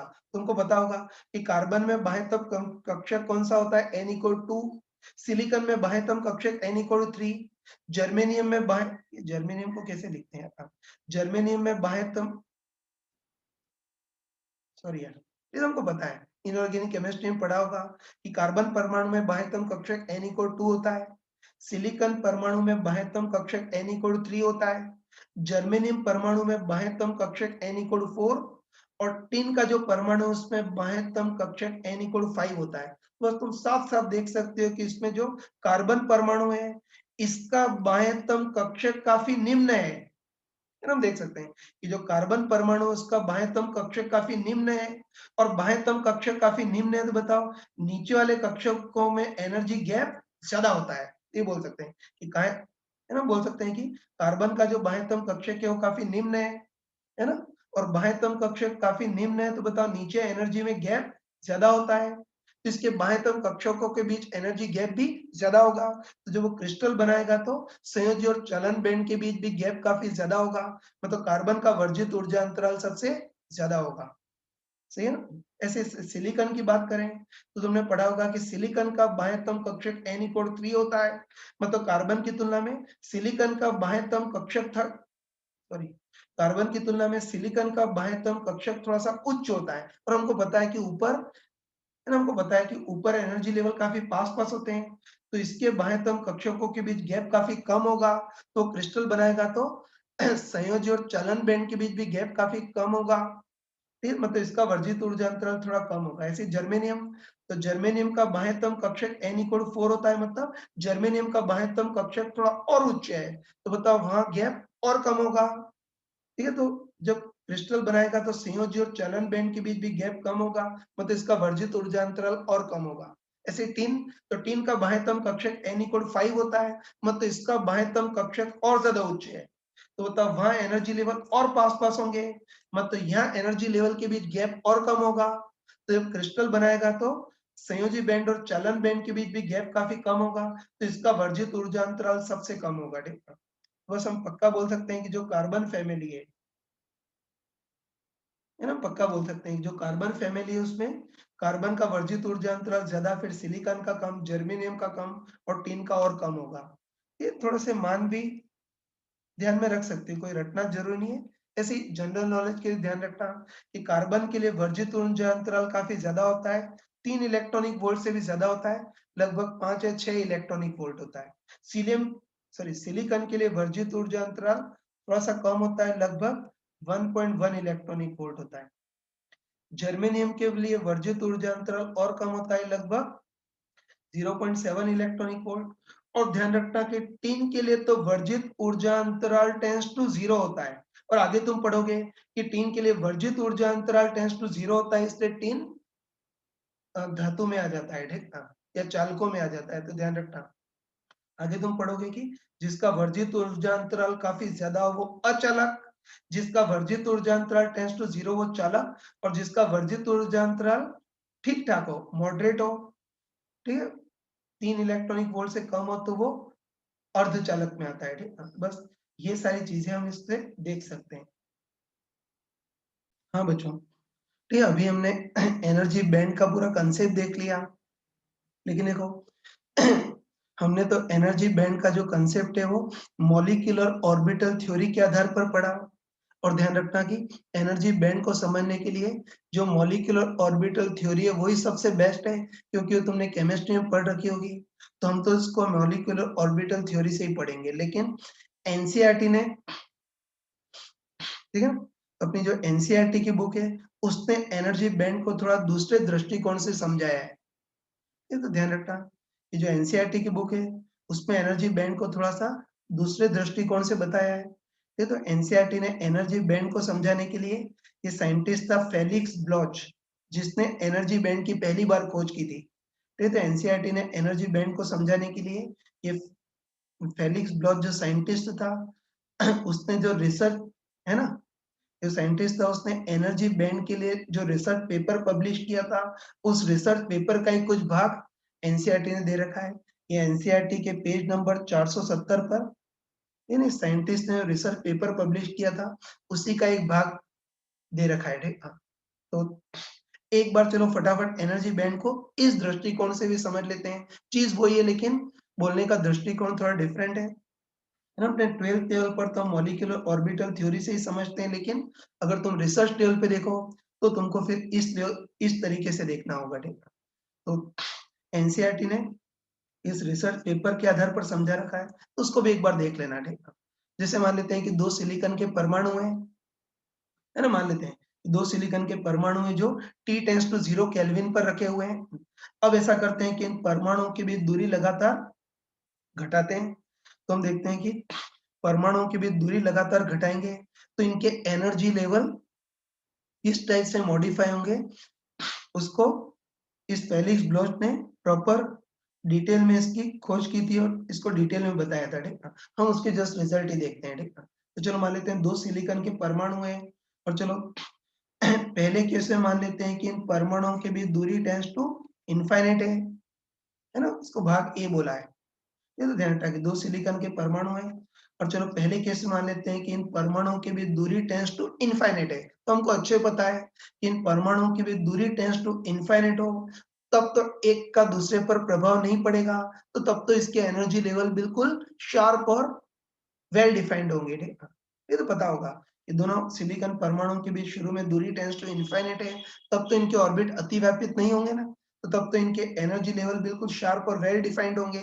और हम केवल बाह्यतम एनर्जी लेवल की बात करते हैं, तो बाह्यतम एनर्जी लेवल 3s2 और 3p2 है ना। पहले सिलिकॉन के भी एनर्जी लेवल यही रहेंगे, अभी भी यही रहेंगे, लेकिन इसमें तो पॉली भगवान दुखी नहीं होंगे क्योंकि अभी ये दोनों अतिव्यापित हुए ही नहीं है, पास पास आई नहीं है, तो अभी तो पॉली के एक्सक्लूजन प्रिंसिपल की जरूरत है ही नहीं।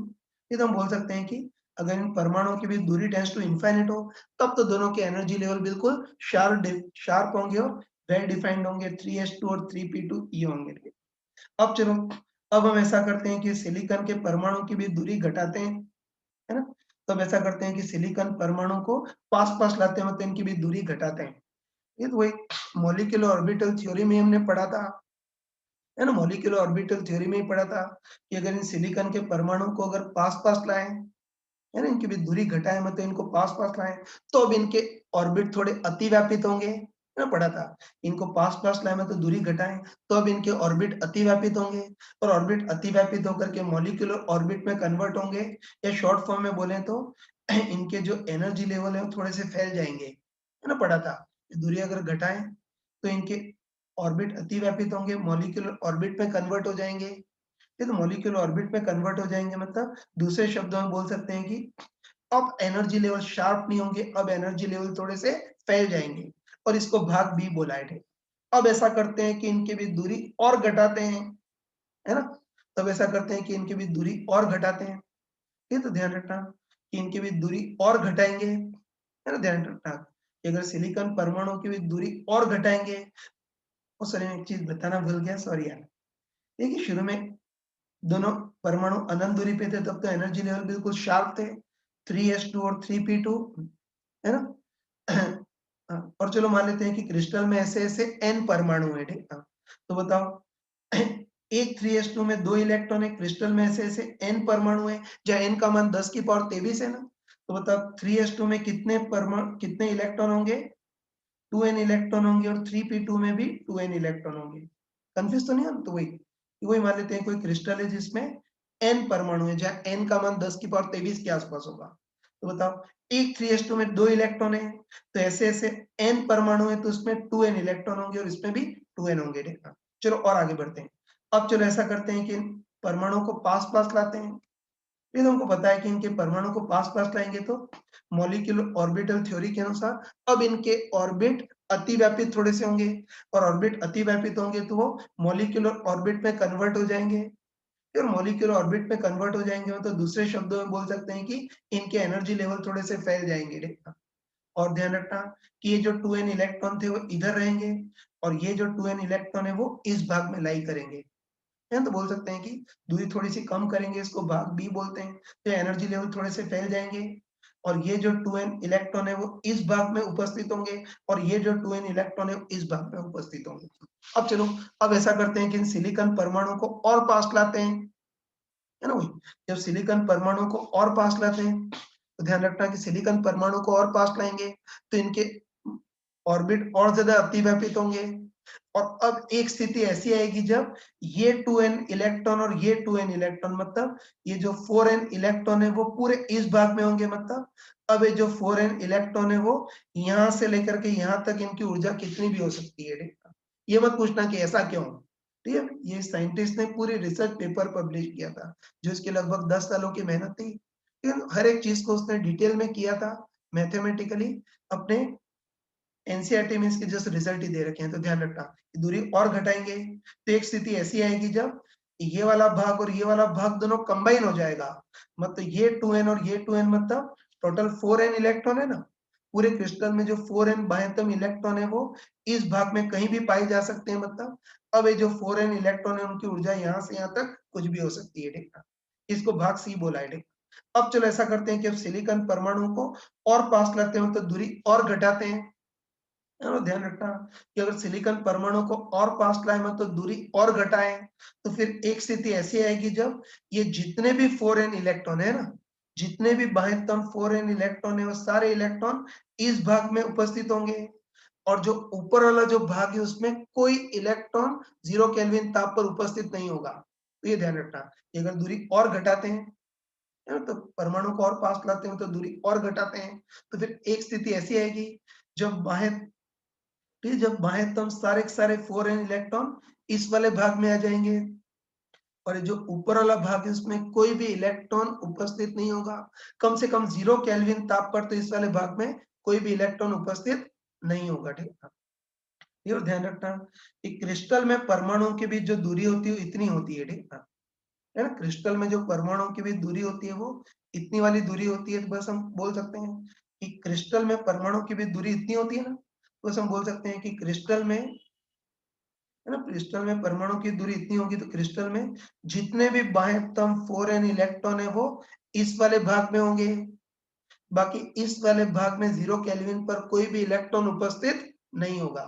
तो क्रिस्टल में जो परमाणु की दूरी होती है, जैसे मान लेते हैं, चलो मान लेते हैं कि क्रिस्टल में परमाणुओं के बीच दूरी, ठीक है, ऐसे 3 एंगस्ट्रॉम है। ध्यान रखना कि क्रिस्टल में जो परमाणुओं के बीच दूरी होती है उसमें एनर्जी लेवल इस टाइप के होते हैं, मतलब नीचे वाला जो एनर्जी लेवल है या नीचे वाला जो बैंड है उसमें सारे बाह्यतम इलेक्ट्रॉन होते हैं, और ऊपर वाला जो बैंड है उसमें 0 केल्विन ताप पर कोई भी इलेक्ट्रॉन उपस्थित नहीं होता है, ठीक है? तो बस क्रिस्टल में परमाणु की जो दूरी होती है उसमें एनर्जी बैंड का डायग्राम ऐसा है। तो बस तुम बताओ कि क्रिस्टल में परमाणु के बीच जो दूरी होती है उस दूरी पर ये वाला जो भाग है, इस भाग में तो सारे के सारे बाह्यतम इलेक्ट्रॉन उपस्थित होंगे, और जो ऊपर वाला भाग है यहाँ 0 केल्विन ताप पर कोई भी इलेक्ट्रॉन उपस्थित नहीं होगा। तो बस ध्यान रखना कि ये वाला जो भाग है ना, बाह्यतम इलेक्ट्रॉन का ये वाला जो भाग है उसको चालन बैंड मतलब वैलेंस बैंड बोलते हैं, और ये वाला जो भाग है उसको संयोजी बैंड मतलब, सॉरी गलत बता दिया, ठीक है, हम बोल सकते हैं परमाणुिक दूरी में,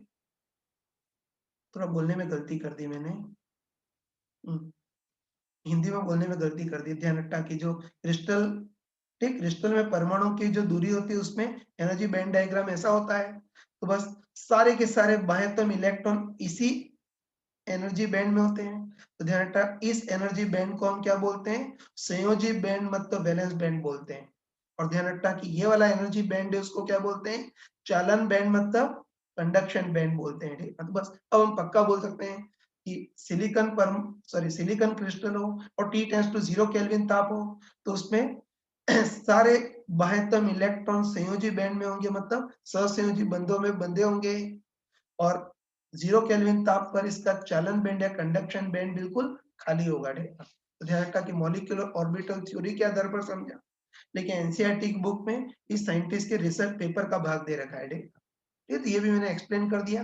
बाकी इसको दिमाग में रखना मत, ये तो मैंने इसलिए एक्सप्लेन किया क्योंकि कई मूर्ख कई मूर्ख ये वीडियो देखने के बाद ये पूछेंगे कि आपने तो मॉलिक्यूलर ऑर्बिटल थ्योरी से बताया और एनसीईआरटी में तो कुछ अलग बताया है।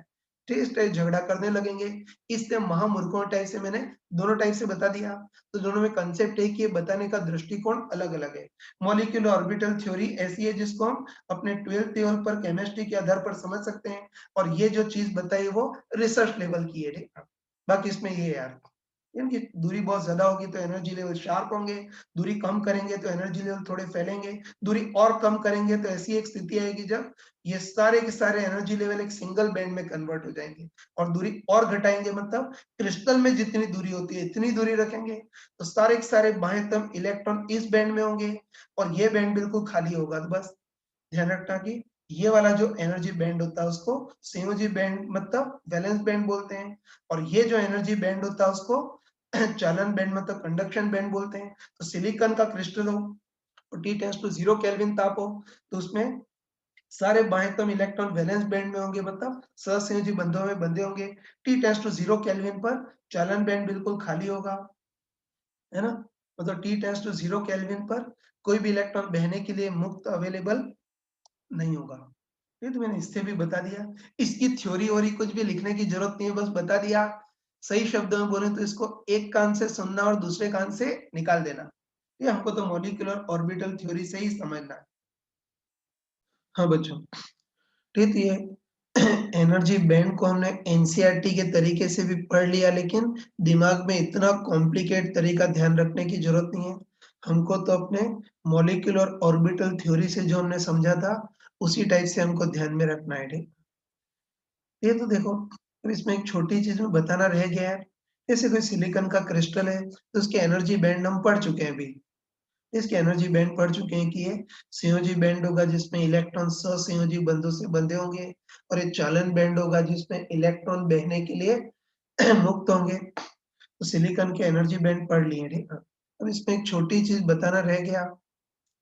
फिर जैसे मान लेते हैं कि सिलिकॉन का क्रिस्टल या सिलिकॉन की चिप है, और चलो पहले सिलिकॉन की क्रिस्टल को टी टेंड्स टू 0 केल्विन ताप पर रखा है मतलब परम ताप पर रखा है। ये तो हम अभी देख चुके हैं कि सिलिकॉन के क्रिस्टल को T tends to 0 kelvin sorry ये सिलिकॉन के क्रिस्टल को अगर टी टेंड्स टू 0 केल्विन पर रखें तो the T tends to 0 kelvin पर तो इसके सारे बाह्यतम इलेक्ट्रॉन संयोजी बैंड में होंगे, या दूसरे शब्दों में बोल सकते हैं कि टी टेंड्स टू 0 केल्विन पर तो इसके सारे बाह्यतम इलेक्ट्रॉन संयोजी बैंड में होंगे मतलब सहसंयोजी बंधों से बंधे होंगे। मतलब टी टेंड्स टू 0 केल्विन पर इसका चालन बैंड बिल्कुल खाली होगा। ये तो हम देख चुके हैं पहले, तो कह सकते हैं कि सिलिकॉन की चिप को अगर एब्सोल्यूट 0 टेम्परेचर मतलब टी टेंड्स टू 0 केल्विन पर रखें तो इस स्थिति में तो इसके सारे बाह्यतम इलेक्ट्रॉन संयोजी बैंड में होंगे मतलब सहसंयोजी बंधों से बंधे होंगे। बाकी टी टेंड्स टू 0 केल्विन पर चालन बैंड बिल्कुल खाली होगा। मतलब टी टेंड्स टू 0 केल्विन पर है ना, इसका चालन बैंड खाली होगा मतलब बहने के लिए कोई इलेक्ट्रॉन अवेलेबल नहीं होगा। इसे टी टेंड्स टू 0 केल्विन पर तो इस सिलिकॉन से बहने वाली धारा बिल्कुल 0 होगी। ना टी टेंड्स टू 0 केल्विन पर तो इस सिलिकॉन चिप से बहने वाली धारा बिल्कुल 0 होगी, ठीक है। लेकिन चलो अब ऐसा करते हैं कि सिलिकॉन चिप को रूम टेम्परेचर पर रखते हैं, है ना। तो अब इस सिलिकॉन चिप को रूम टेम्परेचर पे रखते हैं मतलब मान लेते हैं कि इसको 27 डिग्री मतलब लगभग 300 केल्विन इस ताप पर रखते हैं, है ना। तो ध्यान रखना तुम कि सिलिकॉन चिप को अगर रूम टेम्परेचर पे रखें तो अब इसके बाह्यतम इलेक्ट्रॉन के पास तापीय ऊर्जा आ जाएगी 3/2 kT, है। तो ये ध्यान रखना कि सिलिकॉन चिप को अगर रूम टेम्परेचर पे रखें तो ताप के कारण अब इसके बाह्यतम इलेक्ट्रॉन के पास तापीय ऊर्जा भी आ जाएगी 3/2 kT। और बताओ, तापीय ऊर्जा आ जाएगी तो ये इलेक्ट्रॉन एक्टिवेट हो जाएंगे, और इस तापीय ऊर्जा का यूज करके कुछ बहादुर इलेक्ट्रॉन संयोजी बैंड से जम करके चालन बैंड में पहुंच सकते हैं। है तो ये ध्यान रखना कि सिलिकॉन चिप को अगर रूम टेम्परेचर पे रखें तो अब इसके बंधे हुए इलेक्ट्रॉन के पास तापीय ऊर्जा 3/2 केटीवी आ जाएगी और इस तापीय ऊर्जा का यूज करके कुछ बहादुर इलेक्ट्रॉन संयोजी बैंड से जम करके चालन बैंड में भी पहुंचने लगेंगे, है ना? तो ध्यान रखना कि रूम टेम्परेचर पे कुछ बहादुर इलेक्ट्रॉन संयोजी बैंड से जम करके चालन बैंड में पहुंचने लगेंगे। और तुम बताओ कि अब रूम टेम्परेचर पर चालन बैंड में कुछ इलेक्ट्रॉन अवेलेबल हैं तो उसके कारण थोड़ी सी धारा मतलब माइक्रो एम्पियर या मिली एम्पियर के ऑर्डर की थोड़ी सी धारा बहेगी, ठीक है ना? और यही नहीं और भी कुछ सर्कस है कि बताओ संयोजी बैंड या सहसंयोजी बंध से कोई भी इलेक्ट्रॉन जंप करके चालन बैंड में पहुंचा तो संयोजी बैंड या उस सहसंयोजी बंध में वैकेंसी रह जाएगी और इलेक्ट्रॉन, है ना, सहसंयोजी बंध में इलेक्ट्रॉन की जो वैकेंसी या रिक्तता होती है उसको होल्स बोलते हैं। बस हम बोल सकते हैं कि जितने भी इलेक्ट्रॉन जंप करके ऊपर गए तो अपने पीछे होल्स छोड़ करके जाएंगे। और सबसे खतरनाक चीज ये है कि जो चालक धातु होती है उसमें तो विद्युत धारा केवल इलेक्ट्रॉन के कारण बहती है लेकिन अर्धचालक में धारा इलेक्ट्रॉन और होल दोनों के कारण बहती है। ये तो मैंने बहुत शॉर्ट में बता दिया। अब आगे इसको हम टॉपिक में डिटेल में पढ़ेंगे, नहीं? तो ये एनर्जी बैंड के बारे में हमने सारे कंसेप्ट हम बच्चों आगे बढ़ते हैं। तो एनर्जी बैंड के हमने सारे टाइप के कंसेप्ट पढ़ लिए और एक और चीज मैंने बताई थी कि संयोजी बैंड और चालन बैंड की ऊर्जा में जो अंतर होता है उसको वर्जित ऊर्जा अंतराल या फॉरबिडन एनर्जी गैप ईजी बोलते हैं।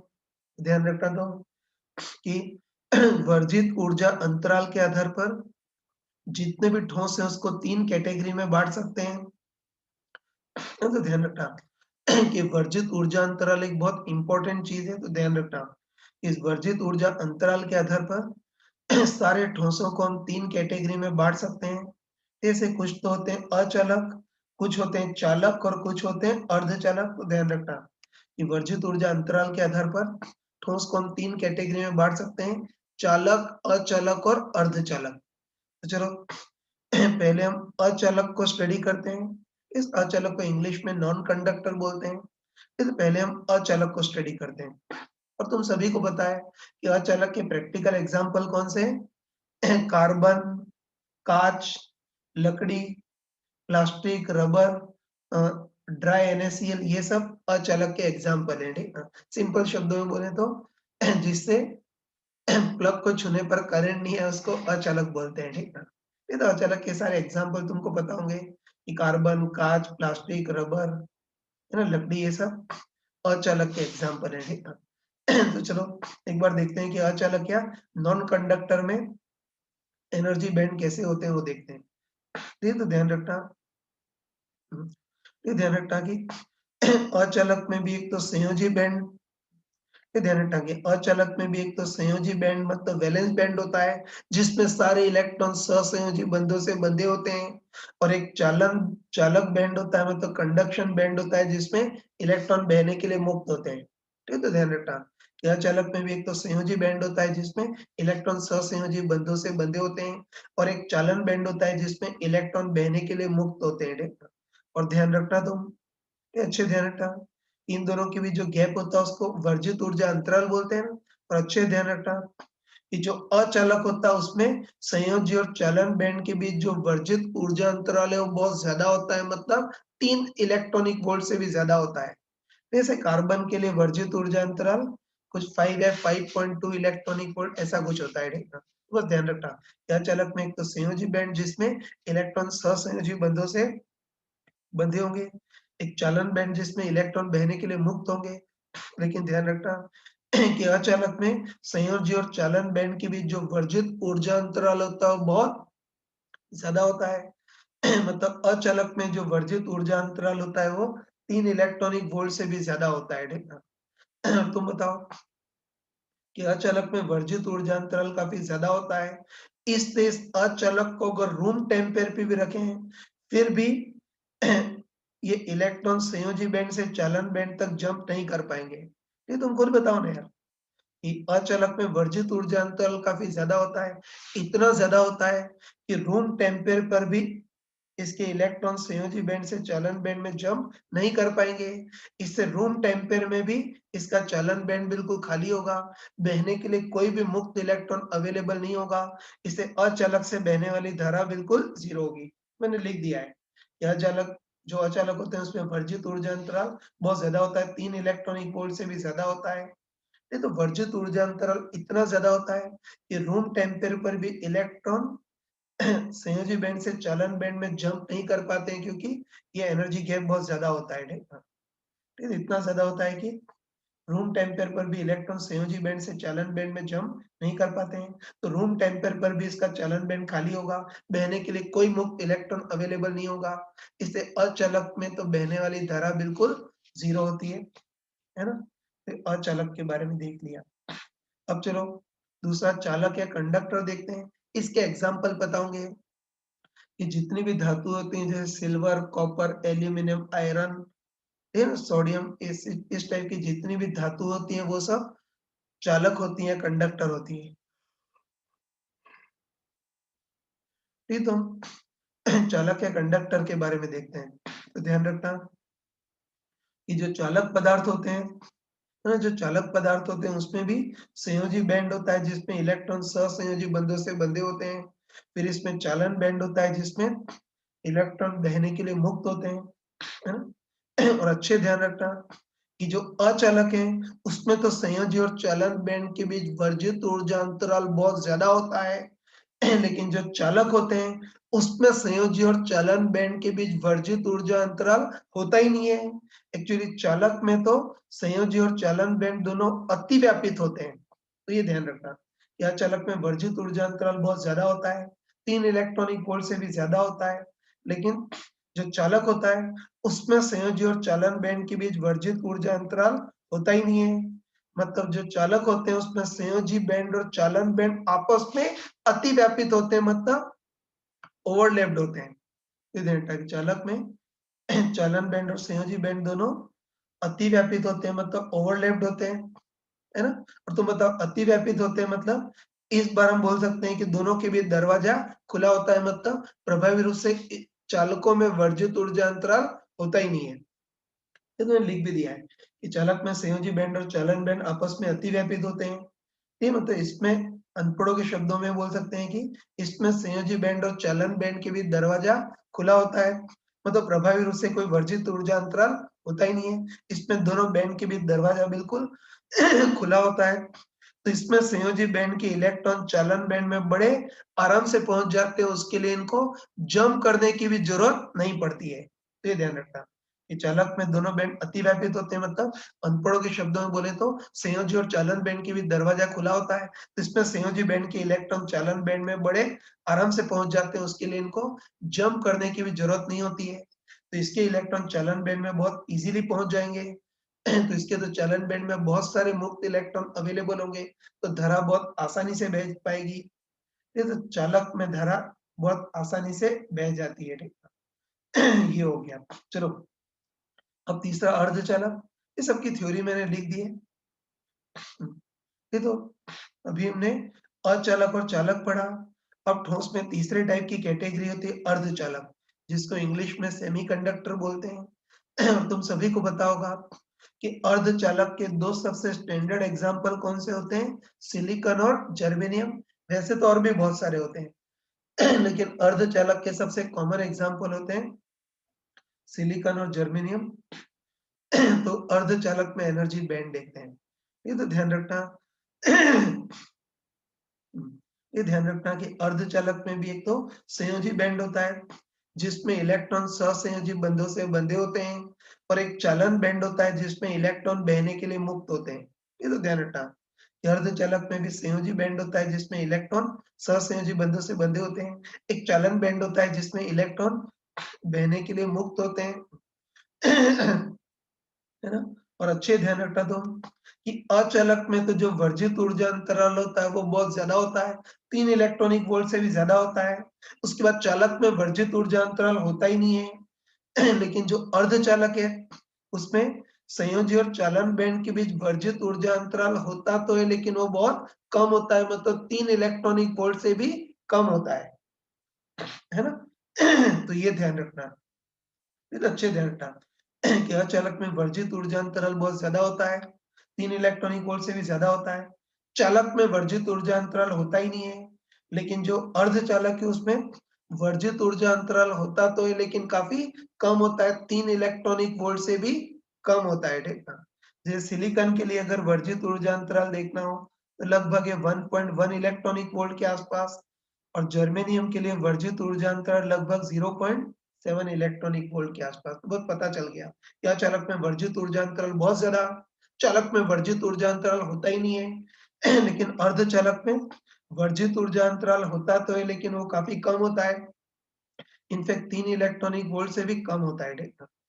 अब चलो मान लेते हैं कि पहले केस में अर्धचालक को 0 केल्विन ताप पर रख, है ना। मान लेते हैं कि पहले केस में इस अर्धचालक को T टेंड्स टू 0 केल्विन ताप पर रखा है ना। तो ये हमको पता है कि अगर अर्धचालक को T टेंड्स टू 0 केल्विन मतलब एब्सोल्यूट 0 टेम्पेयर पे रखें, तब तो सारे बाह्यतम इलेक्ट्रॉन संयोजी बैंड में होंगे है ना, पहले पढ़ चुके हैं। इस अर्धचालक को T टेंड्स टू 0 केल्विन ताप पर रखें, तब तो सारे इलेक्ट्रॉन संयोजी बैंड में होंगे, मतलब सहसंयोजी बंधों से बंधे होंगे। तो T टेंड्स टू 0 केल्विन पर चालन बैंड में कोई इलेक्ट्रॉन नहीं होगा, तो बोल सकते हैं कि T टेंड्स टू 0 केल्विन पर इस अर्धचालक में कोई भी मुक्त इलेक्ट्रॉन अवेलेबल नहीं होगा जो बह सके, इसे T टेंड्स टू 0 केल्विन पर अर्धचालक में बहने वाली धारा 0 होगी। उनका लिख दिया है कि T टेंड्स टू 0 केल्विन पर संयोजी सारे इलेक्ट्रॉन सहसंयोजी बंधों से बंधे होंगे, चालन बैंड पूरी तरह से खाली होगा, तो बस बहने के लिए कोई भी मुक्त इलेक्ट्रॉन अवेलेबल नहीं होगा, और कोई मुक्त इलेक्ट्रॉन अवेलेबल नहीं होगा मतलब T टेंड्स टू 0 केल्विन ताप पर तो अर्धचालक से कोई धारा नहीं बहेगी। लेकिन चलो अब मान लेते हैं कि इस अर्धचालक को हमने रूम टेम्परेचर पे रखा है, ठीक है। तो अब मान लेते हैं कि इस अर्धचालक को हमने रूम टेम्परेचर पे रखा है, मतलब लगभग 300 केल्विन 310 केल्विन इस तरह से। अब मान लेते हैं कि इस अर्धचालक को रूम टेम्परेचर पे रखा है, मतलब मान लेते हैं लगभग 300 केल्विन ताप पर रखा है।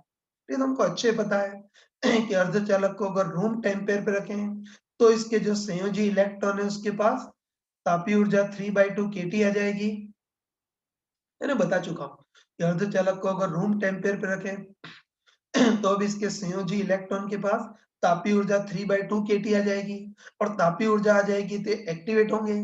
और ध्यान रखना कि कुछ बहादुर इलेक्ट्रॉन इस तापीय ऊर्जा का यूज करके संयोजी बैंड से जम करके चालन बैंड में पहुंच जाते हैं, है ना। अचालक में नहीं पहुंच पाते थे क्योंकि एनर्जी गैप बहुत ज्यादा था, लेकिन अर्धचालक में एनर्जी गैप काफी कम होता है ना। तो इस अर्धचालक को रूम टेम्परेचर पे रखें तो संयोजी इलेक्ट्रॉन के पास तापीय ऊर्जा 3/2 kT आएगी। और ध्यान रखना कि इस तापीय ऊर्जा, है ना, ध्यान रखना कि इस तापीय ऊर्जा का यूज करके कुछ बहादुर इलेक्ट्रॉन संयोजी बैंड से जम करके, है ना, तो ध्यान रखना इस तापीय ऊर्जा का यूज करके सारे तो नहीं लेकिन कुछ बहादुर इलेक्ट्रॉन संयोजी बैंड से जम करके चालन बैंड में पहुंच जाते हैं बस हम कंफर्म बोल सकते हैं कि रूम टेम्परेचर पर, है ना, रूम टेम्परेचर पर चालन बैंड में कुछ इलेक्ट्रॉन होंगे जो बहने के लिए मुक्त होंगे, इससे रूम टेम्परेचर पर थोड़ी सी धारा बहेगी, है ना। बोल सकते हैं कि रूम टेम्परेचर पर चालन बैंड में कुछ मुक्त इलेक्ट्रॉन अवेलेबल होंगे तो उसके कारण थोड़ी सी मतलब मिली एम्पियर या माइक्रो एम्पियर की ऑर्डर की थोड़ी सी धारा बहेगी, लेकिन कहानी यही खत्म नहीं होती है ना। मैंने ये भी बताया था कि कोई भी इलेक्ट्रॉन संयोजी बैंड से जम करके चालन बैंड में पहुंचा तो संयोजी बैंड या उस सहसंयोजी बंध में उस स्थान पर वैकेंसी उत्पन्न हो जाएगी। ये तो बताया था हमने कि तापीय ऊर्जा का यूज करके कोई भी इलेक्ट्रॉन संयोजी बैंड से जम करके चालन बैंड में पहुंचा तो संयोजी बैंड या सहसंयोजी बंध में उस स्थान पर इलेक्ट्रॉन की वैकेंसी रह जाएगी। और ध्यान रखना कि इलेक्ट्रॉन की जो वैकेंसी होती है उसको क्या बोलते हैं, होल बोलते हैं, है। तो ध्यान रखना कि कोई भी इलेक्ट्रॉन संयोजी बैंड से चालन बैंड में जम करके पहुंचा तो संयोजी बैंड या सहसंयोजी बंध में उस स्थान पर वैकेंसी उत्पन्न हो जाएगी। और इलेक्ट्रॉन की जो वैकेंसी होती है या इलेक्ट्रॉन की जो रिक्तता होती है उसको क्या बोलते हैं, होल बोलते हैं, ठीक है। तो बस इससे हम पक्का बोल सकते हैं कि एक भी इलेक्ट्रॉन जंप करके चालन बैंड में पहुंचा तो पीछे एक वैकेंसी रह जाएगी जिसको होल बोलेंगे। बस पक्का बोल सकते हैं कि एक भी इलेक्ट्रॉन जंप करके ऊपर पहुंचा तो बदले में एक होल छोड़ करके जाएगा। ठीक, मतलब जंप करने से एक भी मुक्त इलेक्ट्रॉन उत्पन्न हुआ तो बदले में होल भी उत्पन्न होगा। और ये जो प्रोसेस होता है उसको इलेक्ट्रॉन होल पेयर प्रोडक्शन बोलते हैं। ऐसे बोल सकते हैं कि एक भी इलेक्ट्रॉन जंप करके ऊपर पहुंचा तो बदले में पीछे एक होल छोड़ करके जाएगा। तो एक इलेक्ट्रॉन उत्पन्न होगा, साथ में एक होल भी उत्पन्न होगा।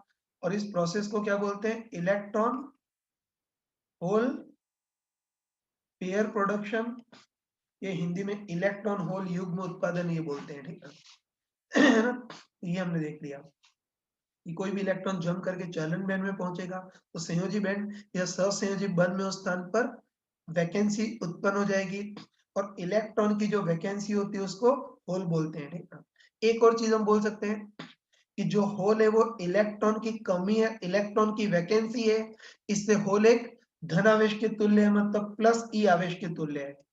ये तो तुम लॉजिकली समझ सकते हो कि जो होल है वो इलेक्ट्रॉन की कमी है, इलेक्ट्रॉन की वैकेंसी है, इससे जो होल होते हैं वो पॉजिटिव आवेश के तुल्य होते हैं, मतलब प्लस ई आवेश के तुल्य होते हैं। ठीक है ना? और सबसे इंटरेस्टिंग चीज ये है कि जो चालक होते हैं उसमें तो धारा मुक्त इलेक्ट्रॉन के कारण ही बहती है, क्योंकि चालक में तो इलेक्ट्रॉन को जंप करने की जरूरत पड़ती नहीं है, होल्स बनते ही नहीं है। ठीक है। तो सबसे खतरनाक चीज ये है कि जो चालक धातु होती हैं उसमें तो धारा मुक्त इलेक्ट्रॉन के कारण ही बहती है, लेकिन अर्धचालक में धारा इन इलेक्ट्रॉन के कारण भी बहती है और इन होल्स के कारण भी बहती है। उसको अगले टॉपिक में डिटेल में पढ़ेंगे। ठीक है। तो ये ध्यान रखना कि चालक धातु है, उसको तो हमने करंट, इलेक्ट्रिसिटी और पूरी फिजिक्स में पढ़ा है ना। ध्यान रखना कि चालक धातुओं में तो धारा केवल मुक्त इलेक्ट्रॉन के कारण बहती है, लेकिन सेमीकंडक्टर अर्धचालक में धारा इलेक्ट्रॉन्स के कारण भी बहती है और होल्स के कारण भी बहती है। तो ये हमने वर्जित ऊर्जा अंतराल के आधार पर चालक, अचालक और अर्धचालक को डिफाइन कर लिया। पता चल गया कि वर्जित ऊर्जा अंतराल बहुत ज्यादा हो, 3 इलेक्ट्रॉनिक वोल्ट से भी ज्यादा हो तो बेचारे इलेक्ट्रॉन जंप नहीं कर पाएंगे, उसका अचालक। अगर वर्जित ऊर्जा अंतराल हो ही नहीं तो उसको चालक।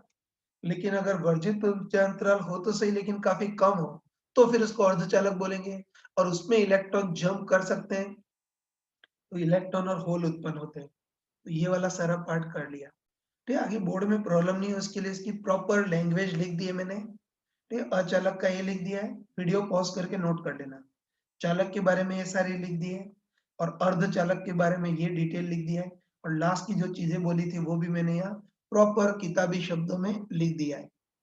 हाँ बच्चों देखो, अभी तो हमने अर्धचालकों को, हाँ बच्चों देखो, अभी तो हमने अर्धचालकों को एनर्जी बैंड के आधार पर समझा है। ठीक, एनर्जी बैंड से तो समझना थोड़ा टफ होता था। ठीक, लेकिन अब ऐसा करते हैं कि अर्धचालकों को हम सहसंयोजी बंध के आधार पर समझते हैं। है ना? कंसेप्ट तो वही है लेकिन बोलने का तरीका थोड़ा डिफरेंट है, तो ध्यान रखना तुम। अभी तो हमने अर्धचालकों को एनर्जी बैंड के आधार पर समझा था, लेकिन अब हम अर्धचालकों को सहसंयोजी बंध के आधार पर समझते हैं। ठीक है, चलो पहले हम शुद्ध अर्धचालकों को सहसंयोजी बंध के आधार पर समझते हैं। ठीक है। पहले शुद्ध अर्धचालक क्या होते हैं वो देखते हैं। ठीक, तो नाम से ही क्लियर है कि ऐसे अर्धचालक जिसमें कोई भी अशुद्धि मिक्स नहीं हो, मतलब जिसमें सारे परमाणु एक ही प्रकार के हों, एक ही पदार्थ के हों, तो उसको शुद्ध अर्धचालक बोलते हैं। ठीक है ना?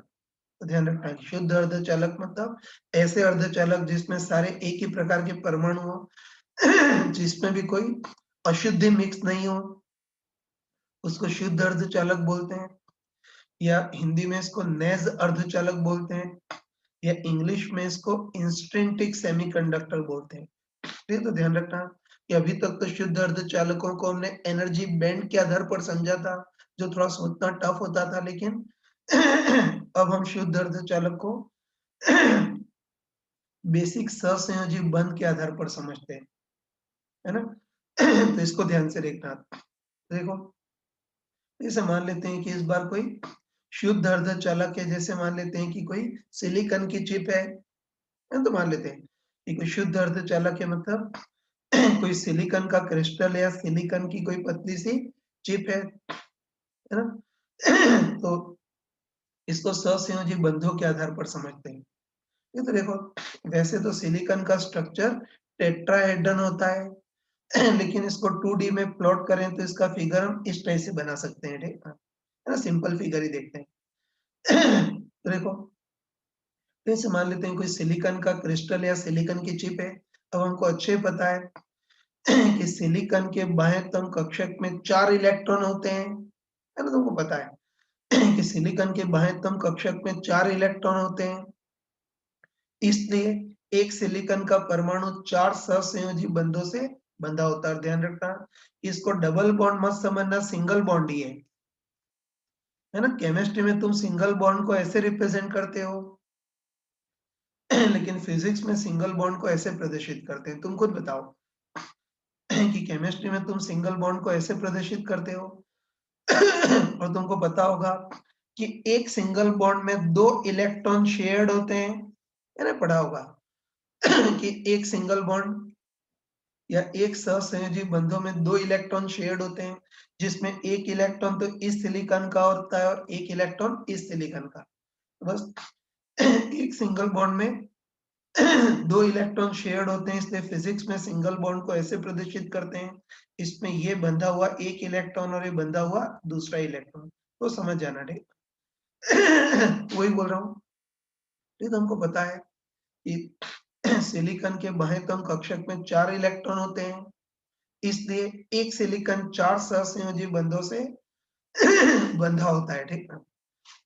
अब देखो, तो हमको पता है कि सिलिकॉन के बाह्यतम कक्षक में 4 इलेक्ट्रॉन होते हैं और ये चारों इलेक्ट्रॉन 4 सहसंयोजी बंध बनाने में खर्च हो जाएंगे, है ना? हमको पता है कि सिलिकॉन के बाह्यतम कक्षक में 4 इलेक्ट्रॉन होते हैं और ये चारों इलेक्ट्रॉन 4 सहसंयोजी बंध बनाने में खर्च हो जाएंगे। इसलिए T टेंड्स टू 0 केल्विन पर तो कोई भी मुक्त इलेक्ट्रॉन अवेलेबल नहीं होगा, इसलिए T टेंड्स टू 0 केल्विन पर तो सिलिकॉन चिप से कोई धारा नहीं बहेगी। सॉरी बच्चों, बीच में डिस्टरबेंस हो गया था।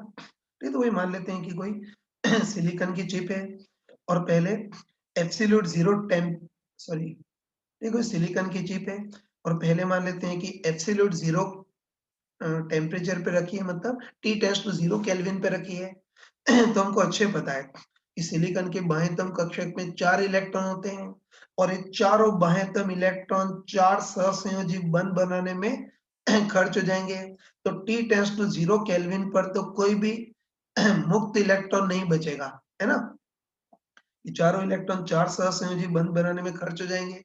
तो T टेंड्स टू 0 केल्विन पर तो सिलिकॉन क्रिस्टल में कोई भी अतिरिक्त मुक्त इलेक्ट्रॉन नहीं रहेगा और कोई मुक्त इलेक्ट्रॉन अवेलेबल नहीं होगा, इसलिए T टेंड्स टू 0 केल्विन पर तो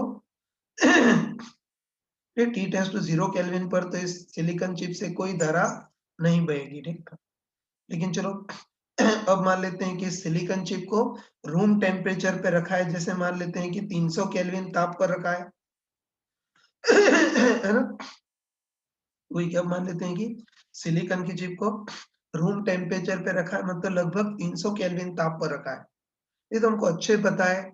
फिर हम समझते हैं कि सिलिकॉन चिप को अगर रूम टेम्परेचर पे रखें तो इसके बंधे हुए इलेक्ट्रॉन के पास तापीय ऊर्जा आ जाएगी, है ना? पढ़ चुके हैं कि सिलिकॉन चिप को रूम टेम्परेचर पे रखें तो अब इसके बंधे हुए संयोजी इलेक्ट्रॉन के पास तापीय ऊर्जा आ जाएगी। और ध्यान रखना कि इस तापीय ऊर्जा का यूज करके कुछ बंधे हुए इलेक्ट्रॉन सहसंयोजी बंध तोड़ करके बाहर निकल जाएंगे, है ना? तो ध्यान रखना कि पहले तो हम ये बोलते थे, है ना?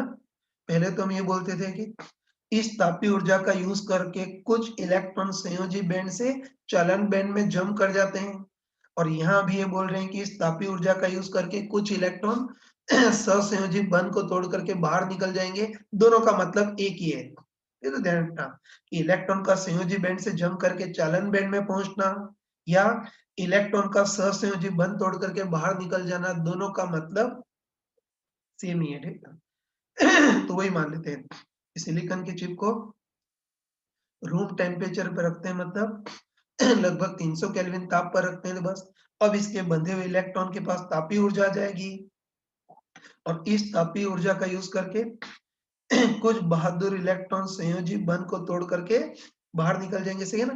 तो इस तापीय ऊर्जा का यूज करके कुछ बहादुर इलेक्ट्रॉन संयोजी बैंड से चालन बैंड में जंप कर जाएंगे, या दूसरे शब्दों में कुछ बहादुर इलेक्ट्रॉन ससंयोजी बंध तोड़ करके बाहर निकल जाएंगे, है ना। और बस कुछ इलेक्ट्रॉन सहसंयोजी बंध को तोड़ करके बाहर निकल जाएंगे तो रूम टेम्परेचर पर इसके पास कुछ मुक्त इलेक्ट्रॉन अवेलेबल होंगे तो थोड़ी सी धारा बहेगी। लेकिन कहानी यही खत्म नहीं होती है।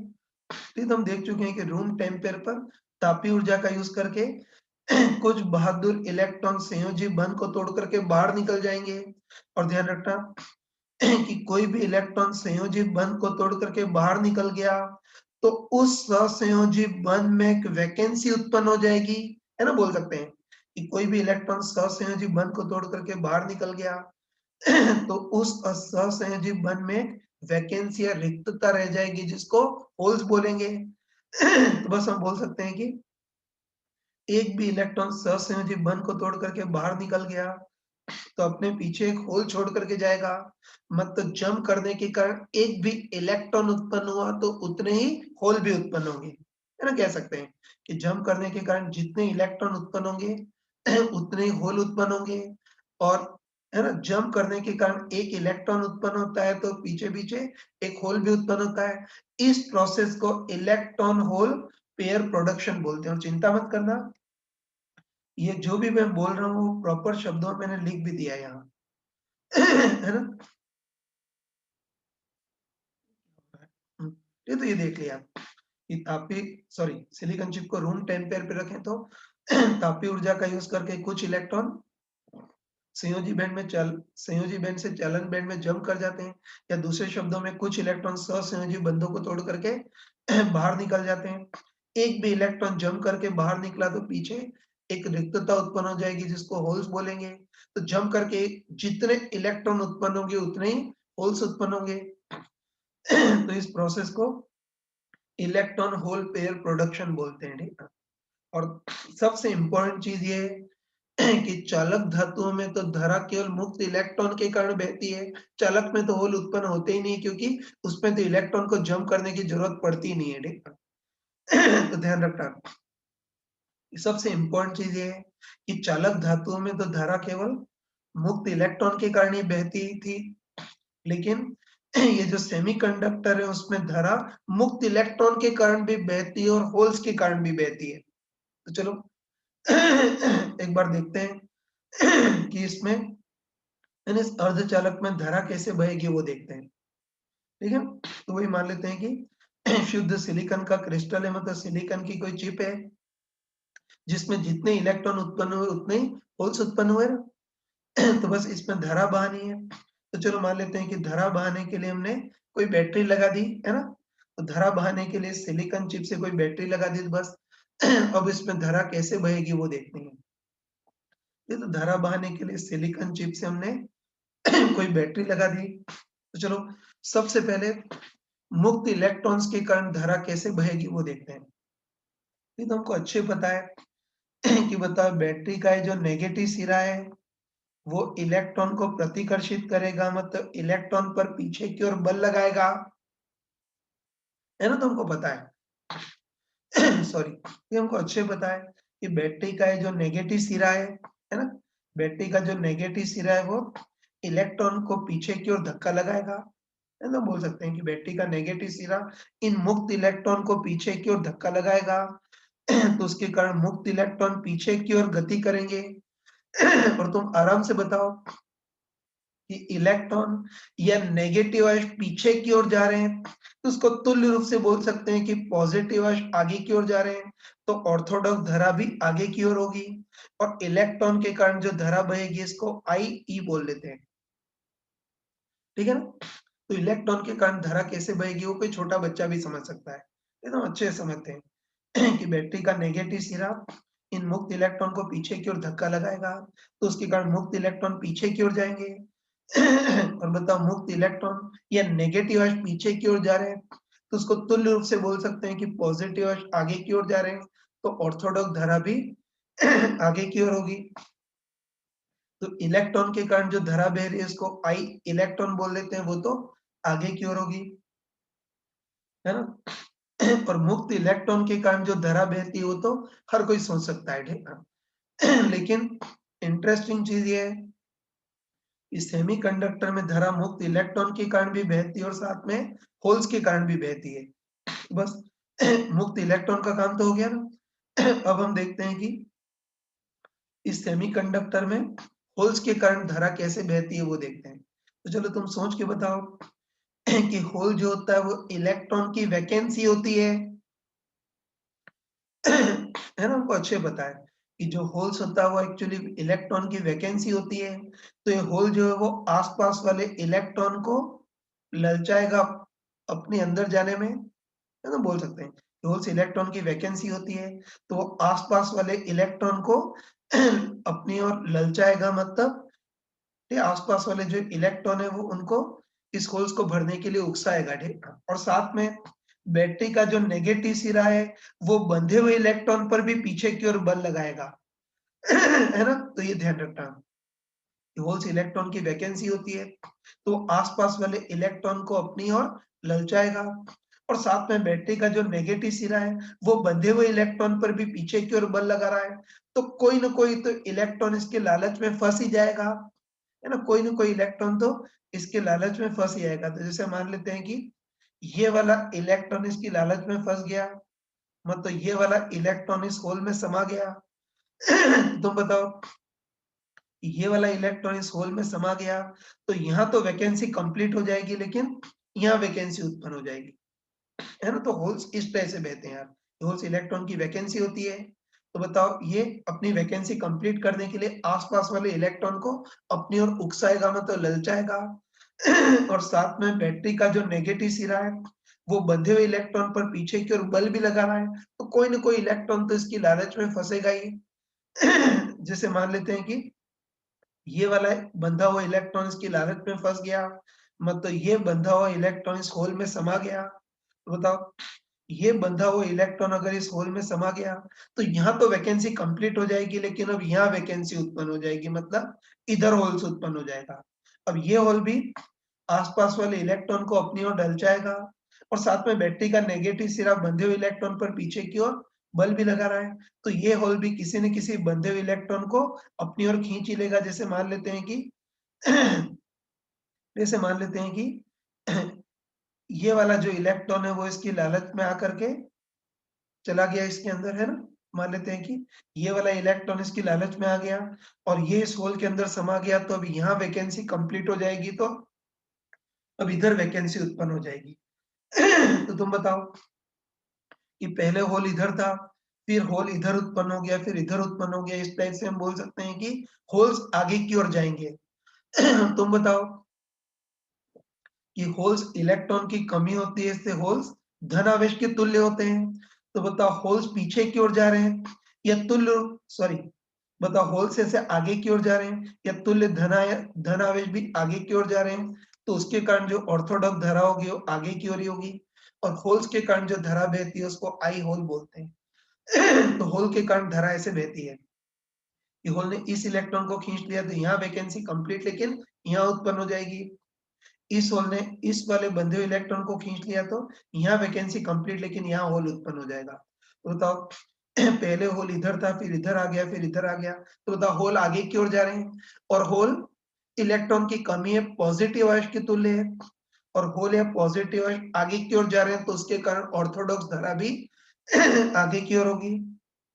बस साफ साफ देख सकते हैं कि इलेक्ट्रॉन के कारण भी धारा आगे की ओर है और होल्स के कारण भी धारा आगे की ओर है, तो दोनों धाराएं जुड़ जाएंगी, मतलब बोल सकते हैं कि सेमीकंडक्टर से बहने वाली कुल धारा आई इलेक्ट्रॉन प्लस आई होल होगी। बस आगे डायरेक्ट ध्यान रखना कि पूरे फिजिक्स में तो हमने चालक या धातुओं का यूज किया है, उसमें तो धारा मुक्त इलेक्ट्रॉन के कारण ही बहती थी, लेकिन सेमीकंडक्टर में धारा इलेक्ट्रॉन्स के कारण भी बहती है और होल्स के कारण भी बहती है। और हम लॉजिकली देख चुके हैं कि इलेक्ट्रॉन के कारण भी ऑर्थोडॉक्स धारा आगे की ओर, होल के कारण भी ऑर्थोडॉक्स धारा आगे की ओर, तो बस बोल सकते हैं कि सेमीकंडक्टर से बहने वाली कुल धारा I electron plus I hole होगी, ठीक। अब इसमें धारा का माइक्रोस्कोपिकल फॉर्मूला लगा सकते हैं ना, तो हमको बताया कि धारा का माइक्रोस्कोपिकल फॉर्मूला क्या होता है, NeAVD, ठीक है। बताओ, इलेक्ट्रॉन के कारण तो बहने वाली धारा कितनी होगी, n की जगह इलेक्ट्रॉन की सांद्रता Ne, उसके बाद E इलेक्ट्रॉन का आवेश A, इसका क्रॉस सेक्शन क्षेत्रफल इंटू VDE मतलब इलेक्ट्रॉन का ड्रिफ्ट वेग। तो बोल सकते हैं कि इलेक्ट्रॉन के कारण तो बहने वाली धारा कितनी होगी, n electron E A VD electron E होगी। और ऐसे होल्स के कारण बहने वाली भी धारा I इक्वल टू NeVD, तो n की जगह n होल आएगा, E A क्रॉस सेक्शन क्षेत्रफल और VD होल। तो बस बोल सकते हैं इलेक्ट्रॉन के कारण बहने वाली धारा Ne E A VD electron, और होल्स के कारण बहने वाली धारा n hole E A VD hole इतना होगा। और दोनों सेम दिशा में तो दोनों जुड़ जाएंगे। तो सेमीकंडक्टर से बहने वाली कुल धारा I electron plus I hole, I electron को तो n electron E A VD और I होल को n hole E A VD hole ऐसा लिख सकते हैं। सही है ना। तो ये हमने देख लिया, ठीक। हाँ बच्चों, तो शुद्ध अर्धचालक को हमने पूरा डिटेल में स्टडी कर लिया ना। तो इसकी जो थ्योरी हो मैंने यहाँ से लिखवा रखी है, तो ये वीडियो को पॉज करके इसकी थ्योरी लिख देना। ठीक है, वीडियो को पॉज करके इसकी थ्योरी लिख देना, ठीक है। ये सब कर दिया, चलो आगे बढ़ रहा हूँ। तो अभी देख लिया कि शुद्ध अर्धचालक है ना, हमने देख लिया कि सेमीकंडक्टर में धारा इलेक्ट्रॉन और होल दोनों के कारण होती है। कुल धारा I electron plus I hole है ना। तो इस सेमीकंडक्टर से बहने वाली कुल धारा निकाल ली। देखो, अब सेमीकंडक्टर की चालकता कितनी होगी वो देखना है। तो हम क्लियरली बोल सकते हैं कि सेमीकंडक्टर में जो चालकता होगी वो भी इलेक्ट्रॉन्स के कारण भी होगी और होल्स के कारण भी होगी। हाँ, चालकता का सिंपल फॉर्मूला मैंने करंट इलेक्ट्रिसिटी में बताया था। तो करंट इलेक्ट्रिसिटी में बताया था कि प्रतिरोधकता कितनी होती है, 1 Ni म्यू होती है ना। वो धारा की माइक्रोस्कोपिकल स्टडी मैंने बताया था, ठीक है, कि प्रतिरोधकता तो 1 Ni म्यू होती है, और चालकता प्रतिरोधकता की उल्टी मतलब Ne म्यू होती है। जहाँ n तो मुक्त इलेक्ट्रॉनों की संख्या प्रति आयतन, E एक इलेक्ट्रॉन का आवेश, और म्यू इलेक्ट्रॉन की मोबिलिटी या गतिशीलता। तो ये सब करंट इलेक्ट्रिसिटी में मैंने बताया था। बस अब अर्धचालक की चालकता देखनी है, तो हमको पता है कि अर्धचालक की जो चालकता होगी वो भी इलेक्ट्रॉन के कारण भी होगी और होल्स के कारण भी होगी। ठीक है, पहले इलेक्ट्रॉन के कारण चालकता मैंने बताया था कि चालकता का फॉर्मूला क्या होता है, Ne म्यू। तो इलेक्ट्रॉन के कारण चालकता कितनी होगी, n की जगह इलेक्ट्रॉन का संख्या घनत्व Ne E, और म्यू की जगह म्यू ई मतलब इलेक्ट्रॉन की मोबिलिटी, और होल्स के कारण चालकता वो भी Ne म्यू, n की जगह n होल मतलब होल की सांद्रता, E एक इलेक्ट्रॉन का आवेश, और म्यू h मतलब होल की मोबिलिटी। तो बस बोल सकते हैं कि सेमीकंडक्टर में चालकता भी इलेक्ट्रॉन होल दोनों के कारण होगी।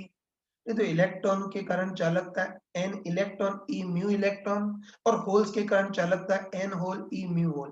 तो टोटल चालकता दोनों का योग होगा। तो ये छोटी मोटी सारे कंसेप्ट देख लिए, ठीक है। चलो आगे बढ़ रहा हूँ। ठीक है, देखो अभी हम शुद्ध अर्धचालक को स्टडी कर रहे हैं। सॉरी, ये अभी हम शुद्ध अर्धचालक को स्टडी कर रहे हैं, और हमको पता है कि शुद्ध अर्धचालक में जो मुक्त इलेक्ट्रॉन उत्पन्न होते हैं वो जंप करने के कारण उत्पन्न होते हैं, है ना। और शुद्ध अर्धचालक में मुक्त इलेक्ट्रॉन जंप करने के कारण उत्पन्न होते हैं, इसलिए जितने इलेक्ट्रॉन उत्पन्न होंगे उतने ही होल्स भी उत्पन्न होंगे, है ना। तुम बताओ कि 100 इलेक्ट्रॉन जंप किए तो 100 होल छूट कर जाएंगे ना। बस बोल सकते हैं कि शुद्ध अर्धचालक में मुक्त इलेक्ट्रॉन केवल जंप करने के कारण उत्पन्न होते हैं, तो जितने इलेक्ट्रॉन उत्पन्न होंगे पीछे उतने ही होल भी उत्पन्न होंगे, है ना। तो इससे हम पक्का बोल सकते हैं कि शुद्ध अर्धचालक में इलेक्ट्रॉन और होल की सांद्रता बराबर होती है। अभी देखा ना, तो बोल सकते हैं कि शुद्ध अर्धचालक में इलेक्ट्रॉन केवल जंप करने के कारण उत्पन्न होते हैं, इसलिए जितने इलेक्ट्रॉन उत्पन्न होंगे उतने ही होल उत्पन्न होंगे। मतलब बोल सकते हैं कि शुद्ध अर्धचालक में इलेक्ट्रॉन और होल की सांद्रता बराबर होती है, जिसको सम्मिलित रूप से Ni बोलते हैं। ये तो ध्यान रखना, कि शुद्ध अर्धचालक में इलेक्ट्रॉन और होल की सांद्रता बराबर होती है, जिसको सम्मिलित रूप से ni बोलते हैं। ये ni को इंग्लिश में क्या बोलेंगे?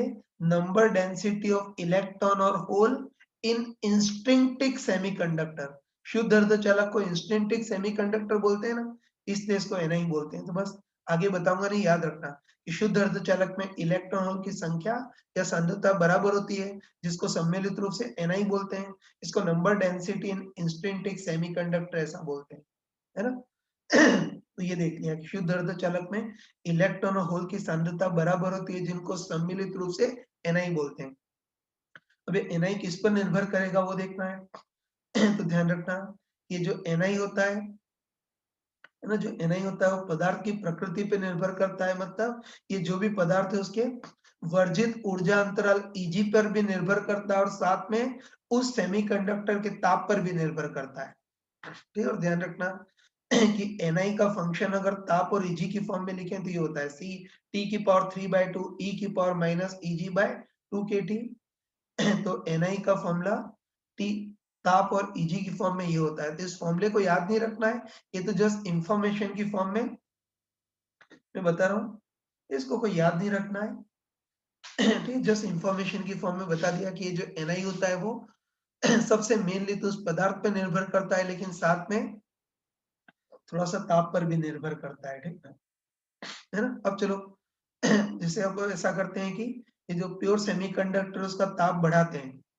ये तो देखो हम कॉमन सेंस से बोल सकते हैं कि बताओ ताप बढ़ाएंगे तो ज्यादा इलेक्ट्रॉन जंप करेंगे, तो ज्यादा इलेक्ट्रॉन और होल पेयर उत्पन्न होंगे ना। तुम्हारी मैथमेटिक्स अच्छी हो तो इस एक्सप्रेशन से ही बता सकते हो, या अगर तुम इंसान हो तो लॉजिकली भी सोच सकते हो। तो बस हम पक्का बोल सकते हैं ना, हम कंफर्म बोल सकते हैं कि किसी सेमीकंडक्टर का ताप बढ़ाएंगे तो ज्यादा इलेक्ट्रॉन जंप करके बाहर निकलेंगे, है ना? वही सेमीकंडक्टर का अगर ताप बढ़ाएंगे तो ज्यादा इलेक्ट्रॉन जंप करेंगे, तो ज्यादा होल्स भी उत्पन्न होंगे ना। तो बस हम बोल सकते हैं कि किसी भी सेमीकंडक्टर का ताप बढ़ाएंगे तो इलेक्ट्रॉन और होल ज्यादा उत्पन्न होंगे, है ना?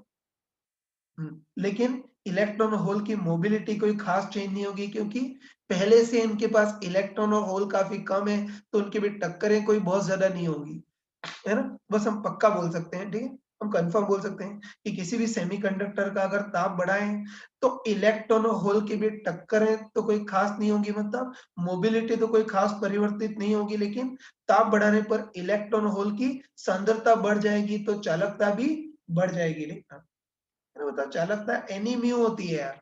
बस बोल सकते हैं कि किसी भी सेमीकंडक्टर का ताप बढ़ाएं तो इलेक्ट्रॉन होल की मोबिलिटी तो कोई खास चेंज नहीं होगी, क्योंकि टक्करें पहले से बहुत कम होती है। ठीक है, तो सेमीकंडक्टर का ताप बढ़ाएंगे तो इलेक्ट्रॉन और होल की मोबिलिटी तो कोई खास चेंज नहीं होगी, लेकिन ताप बढ़ाएंगे तो ज्यादा इलेक्ट्रॉन जंप करके बाहर निकलेंगे, तो होल्स भी ज्यादा उत्पन्न होंगे ना। तो ताप बढ़ाएंगे तो इलेक्ट्रॉन और होल ज्यादा उत्पन्न होंगे, उनकी सांद्रता बढ़ेगी, तो सेमीकंडक्टर की चालकता भी बढ़ेगी, और चालकता बढ़ेगी तो व्युत्क्रमानुपाती रूप से प्रतिरोधकता घटेगी। तो इससे हम पक्का बोल सकते हैं कि सेमीकंडक्टर का ताप बढ़ाएं तो मोबिलिटी तो कोई खास चेंज नहीं होगी, लेकिन ताप बढ़ाने पर इलेक्ट्रॉन की सांद्रता बढ़ जाएगी, तो इसकी चालकता भी बढ़ जाएगी। चालकता बढ़ जाएगी तो प्रतिरोधकता घट जाएगी।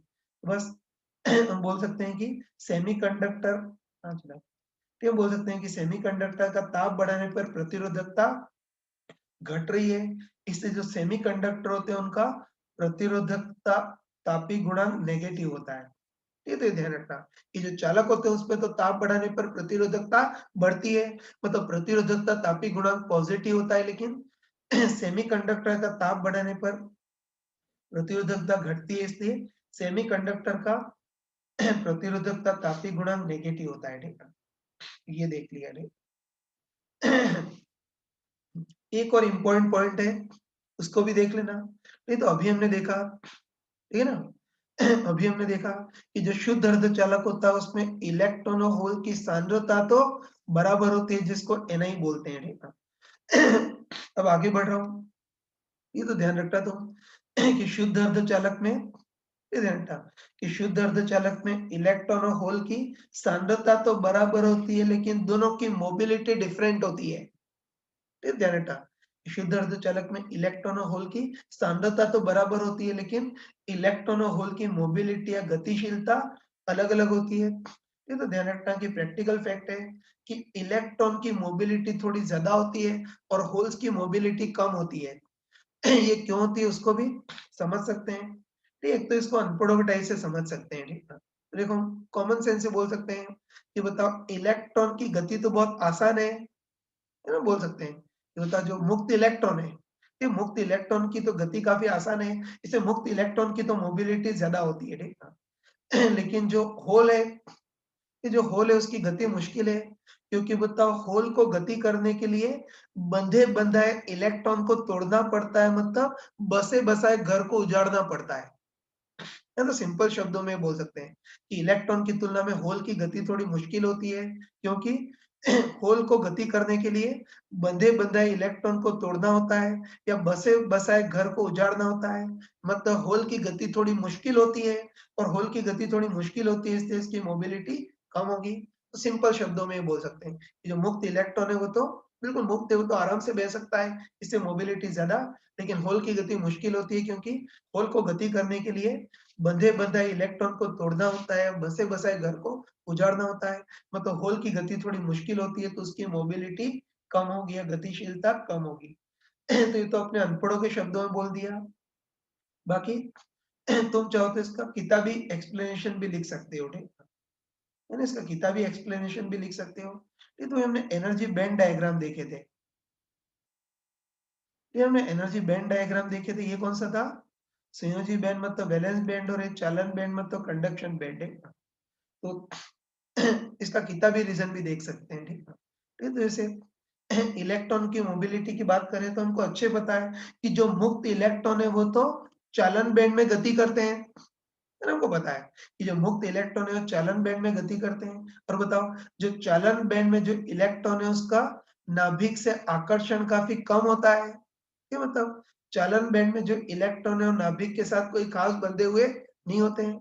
चालन बैंड में जो इलेक्ट्रॉन है उन पर नाभिक का आकर्षण बल भी काफी कम होता है, इसलिए चालन बैंड में जो मुक्त इलेक्ट्रॉन है उस पर कोई खास बंधन नहीं होता है, मतलब इनकी गति आसान होती है और बंधी भी नहीं होती है, मतलब बाधित भी बहुत कम होती है, इसलिए मुक्त इलेक्ट्रॉन की मोबिलिटी ज्यादा होती है। तो मैंने लिख दिया है कि जो मुक्त इलेक्ट्रॉन है वो चालन बैंड में गति करते हैं। चालन बैंड में नाभिक का आकर्षण बल काफी कम होता है, इसलिए जो मुक्त इलेक्ट्रॉन है उसका बंधन भी बहुत कम होगा, तो मुक्त इलेक्ट्रॉन की गति आसान होगी और बहुत कम बाधित होगी, इसलिए मुक्त इलेक्ट्रॉन की मोबिलिटी थोड़ी ज्यादा होती है।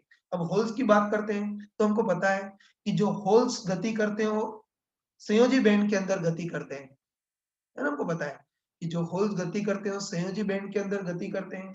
तो बताओ होल्स को गति करने के लिए, है ना, बताओ होल्स को गति करने के लिए संयोजी बैंड के बंधे बंधाए इलेक्ट्रॉन को तोड़ना होता है।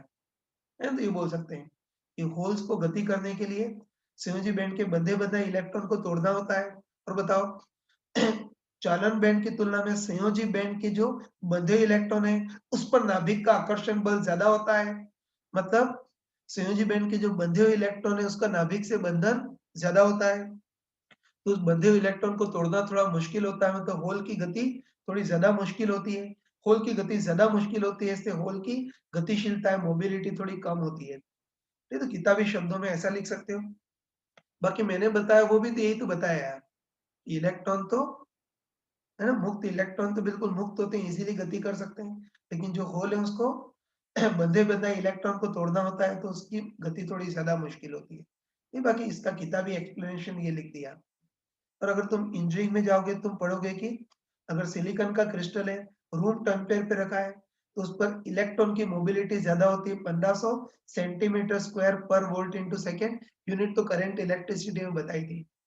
बाकी ये सिलिकॉन परमाणु 300 केल्विन ताप हो तो इलेक्ट्रॉन की मोबिलिटी तो 1500 होती है, और होल्स की मोबिलिटी 475, मतलब इलेक्ट्रॉन की तुलना में होल की मोबिलिटी थोड़ी कम नहीं होती है, लगभग एक तिहाई होती है, काफी कम होती है। ठीक है, तो ये डेटा को भी कोई याद नहीं रखना है, जस्ट इंफॉर्मेशन की फॉर्म में बताया ताकि तुमको अच्छे से ध्यान रह जाए। ठीक है, तो बड़ी बड़ी रामायण सुना दी, बाकी काम की अपने एक ही चीज पड़ी कि शुद्ध अर्धचालक में इलेक्ट्रॉन और होल की सांद्रता तो बराबर होती है, लेकिन मोबिलिटी डिफरेंट होती है।